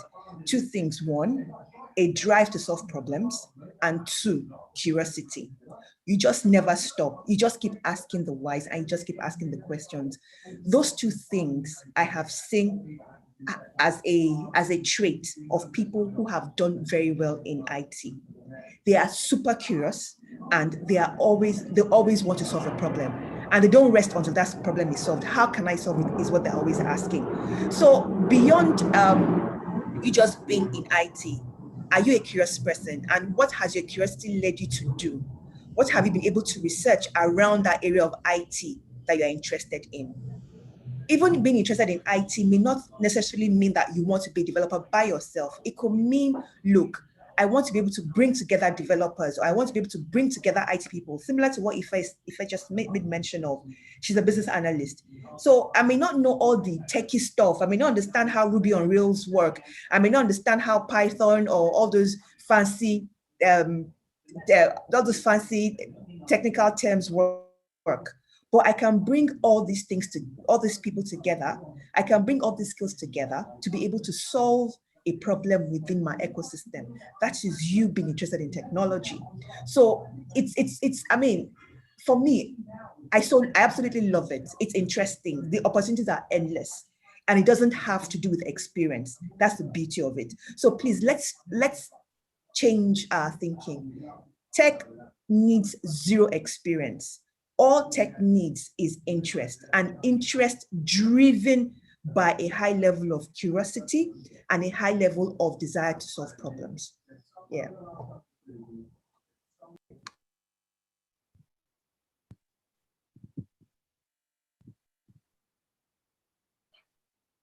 All right, thank you very much, Ikelua. Thank you very, very much. It's nice to know. We are glad we are hearing it from a HR person. So, ladies, let's go solve problems and prove our problem-solving skills when next we face the next HR panel. Yeah, so we like to keep to time, and we see the questions coming in. So what we will do is, because we want to keep to time, very important, put together all of these questions, send them across to the panelists, as like the relevant questions to who can answer. Try to get answers for you. You know, we are very busy ladies, but we'll try to get answers to your questions, and we'll share with you. So we could just move these questions to the WhatsApp group. If you need further questions, let the admin know. We'll connect you with the best person to answer your question. So on this note, we are going to round up the session. Thank you very much to the panel. It's been an exciting, insightful, engaging, educating session. Being a female is a huge advantage. I agree. I enjoy being a female though. Despite all of everything, it's actually cool to be a female. So yeah, it's been very exciting. I'm glad that we learned. So packaging, every other time we put together things like this to grow us. We are all about making impact and ensuring that young people succeed. We are the future of the nation, the future of the world, actually. So it is important that we succeed in everything it is we do. And so to get more updates on events like this or opportunities like this, be sure to follow us across social media platforms. Be sure to follow all of our panelists on LinkedIn. You can imagine in this short time frame how much gems and nuggets they've dropped. You know that there's more on their LinkedIn page. So follow them, reach out to them, connect with them, let them mentor you from afar or close. Let's just build your network. It is very important. And be sure to reach out to Packaging if you have questions. And if you are I see a lot of people were interested in data analytics. So we are going to have one winner sponsored by Dawn to attend a free data analytics class, and that's a big deal. I pray someone that is interested in data analytics. And for others, Datalium runs a couple of data analytics courses that takes you from the very cradle, from zero knowledge to knowledge enough for Ike to employ you as a data scientist. So yeah, reach out to Datalium, reach out to Datalium on social media, datalium@gmail.com. Just or chat with us on the WhatsApp group. We are very available to help. So on this note, we end the session. Any end notes from anybody? We are open to accepting it. Jacqueline, Ifeoluwaike, Temitayo, you want to give us any closing remark? Okay, let me quickly say this. Okay. And this has been on my mind, right from the beginning. It felt like it felt like we were just saying, about banking, felt like we're just knocking banking down and all of that. But I want to say that banking is one of the best industries you can actually work in. I worked in banking and I will never trade my experience in banking for anything. I worked at Access Bank, and you know the way people talk about Access Bank, but I tell people that Access Bank built me into who I am today. You know, now I run We for Good International. People know how I work, you know, the kind of impact we've had in just the short time that we started. I believe that my experience working with Access Bank gave me that. And then working with all the other organizations, I work with Access Bank, work with FCMB. So I would say that, and that's why I like the first panel as well. I'm going to refer to the first panel again when it talks about mental health. We have to know what we are coming into and be ready for it. When I was coming to bank, people right now, I see people complain about targets. When I was in banking, I looked forward to targets. Amazingly, I prayed about it. I cried about it. I shouted out to God about it. And when the targets came, they were good for my career. I met all my targets every time because I was very particular about it. So we need to know what we are, you know, so that we don't get, you know, further, how do I call it, further pushed down, you know, when you, because everybody has heard so many things, this banking, how did I get myself into it? You know, think about the positivity in there. You get to meet a lot of people, you get to build skills, you know, all those things, you get to be strong. You know, when you get into banking, you get to be strong, you meet people, those targets. Today, I have to follow up with people. I have to look for opportunities for my fellows and all of that. I learned all of those working in banking. Now I can follow up with people, I can stand up to people, I can talk to people. So because you've already found yourself in banking, make the best use of your banking experience. And when it's time to transition, you know your why, and it will be very, very easy. With these few points of mine, I hope I've been able to convince you and not confuse you that banking is not a terrible experience after all. Thank you. We are convinced. Thank you. We are very much convinced. Thank you very much, Temitayo. And congratulations, Rita. Rita just won herself data science class with Detalium. Wow, and she wanted to win. She wanted to win. She was actually begging for it. Can you imagine? Exactly. And NECA gave it to her. You see, ladies, shoot your shots. You never can tell. But you see. Thank you, NECA. Thank you. Yeah, thank you very much, NECA. You are, whatever you do for yourself is an investment in self. Even if you do not get a sponsorship or you don't get sponsored, feel free to spend those few nairas. And because eventually the goal is bigger than it. I pay for some courses in pounds with the exchange rate. I want to cry, but I know that afterwards the result is major. So let's do this for ourselves, ladies. Nobody will do it for us. So on this note, I would hand over to Kemi, who will round up the session. Thank you very much. Have a good evening. All right, thank you very much, Renita, for that. And congratulations once again to Rita. And thank you, NECA, for sponsoring that. That's really, I trust everyone enjoyed the session from the first panel to the second panel. Trust me, it was really insightful and engaging. So here is the time to let people know what you've learned. You can make a post on LinkedIn, you can make a tweet about it and tag Packaging using the hashtags. So, you know, share this knowledge you've gotten from this session with other women who missed this session. Although we have it available on YouTube, so you can always watch the recording on YouTube. So yes, thank you everyone. And yeah, we have women. I can see in the comment section, we have women who are interested in learning data analytics. And we have done the Detalium Alumni Women Network. And this women network is open to sponsorship from women who are interested in sponsoring other women to learn skills in IT, digital skills, and data analytics. And recently Dawn just gave 5 women a scholarship to learn data analytics with Microsoft Excel, which was sponsored by also an alumni of Dawn. So yes, if you want to sponsor, you can reach out to a representative of Dawn. It's on LinkedIn, the Detalium Alumni Women Network, where you can also sponsor other women to learn the skills, tech. Women want to transition into the IT space. On that note, I would like to thank everyone for joining us. Don't forget to share your knowledge and insights online on LinkedIn. I look forward to seeing your posts, your comments. And I'm also Oluwakemi Lawal on LinkedIn. Feel free to network in the chat box before we close this session. You can drop your LinkedIn profile, the link, direct link, so everyone can network. We can give 5 minutes for that. So everyone gets to network with one another. Feel free to follow and connect with all of our speakers on LinkedIn. Also, we have Jacqueline Temitayo, Ade Peters, we have Ife Oluwapo, we have Ike, we have Neka, we have Kemi Raji, we have Nkebet Meselet. Every of our speakers are on LinkedIn, so you can connect with them also.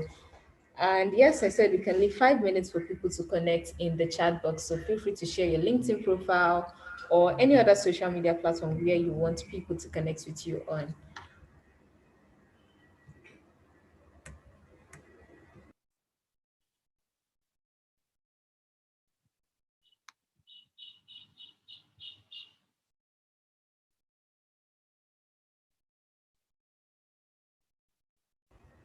All right, I'm seeing questions on when is the next scholarship opening. That's for Dawn.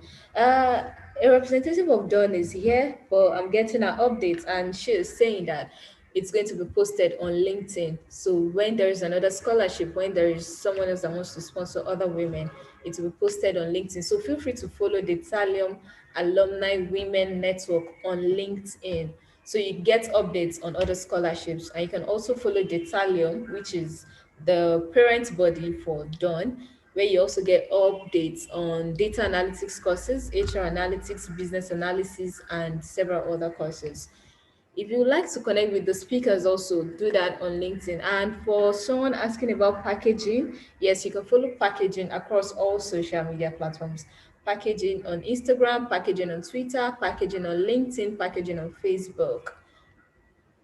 Okay. All right, I can see the profile links dropping. That's great. Please take time to connect with everyone. This is the networking part. So network with people, click on the link directly and connect. So connect with one another. This is really great. So yeah, you can keep it coming.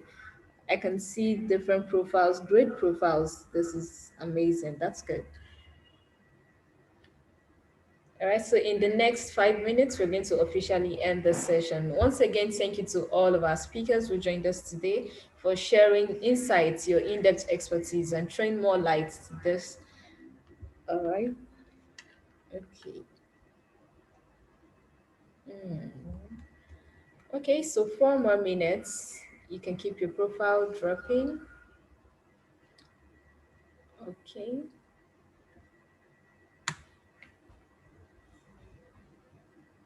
All right, thank you once again, everyone, for joining the transition. To get more updates, don't forget to follow at Packaging, your personal brand reinventor for personal branding, business branding, corporate event branding. Hi, Gumab. Thank you. This session was eye-opening. I learned a great deal from all the panelists. So much unlearning and relearning to do. Thank you, Packaging, for the opportunity. Thank you, Gumab, for joining. All right. Okay, so yes, we've officially come to the end of this virtual conference. Thank you everyone for joining us. Do have a great week ahead.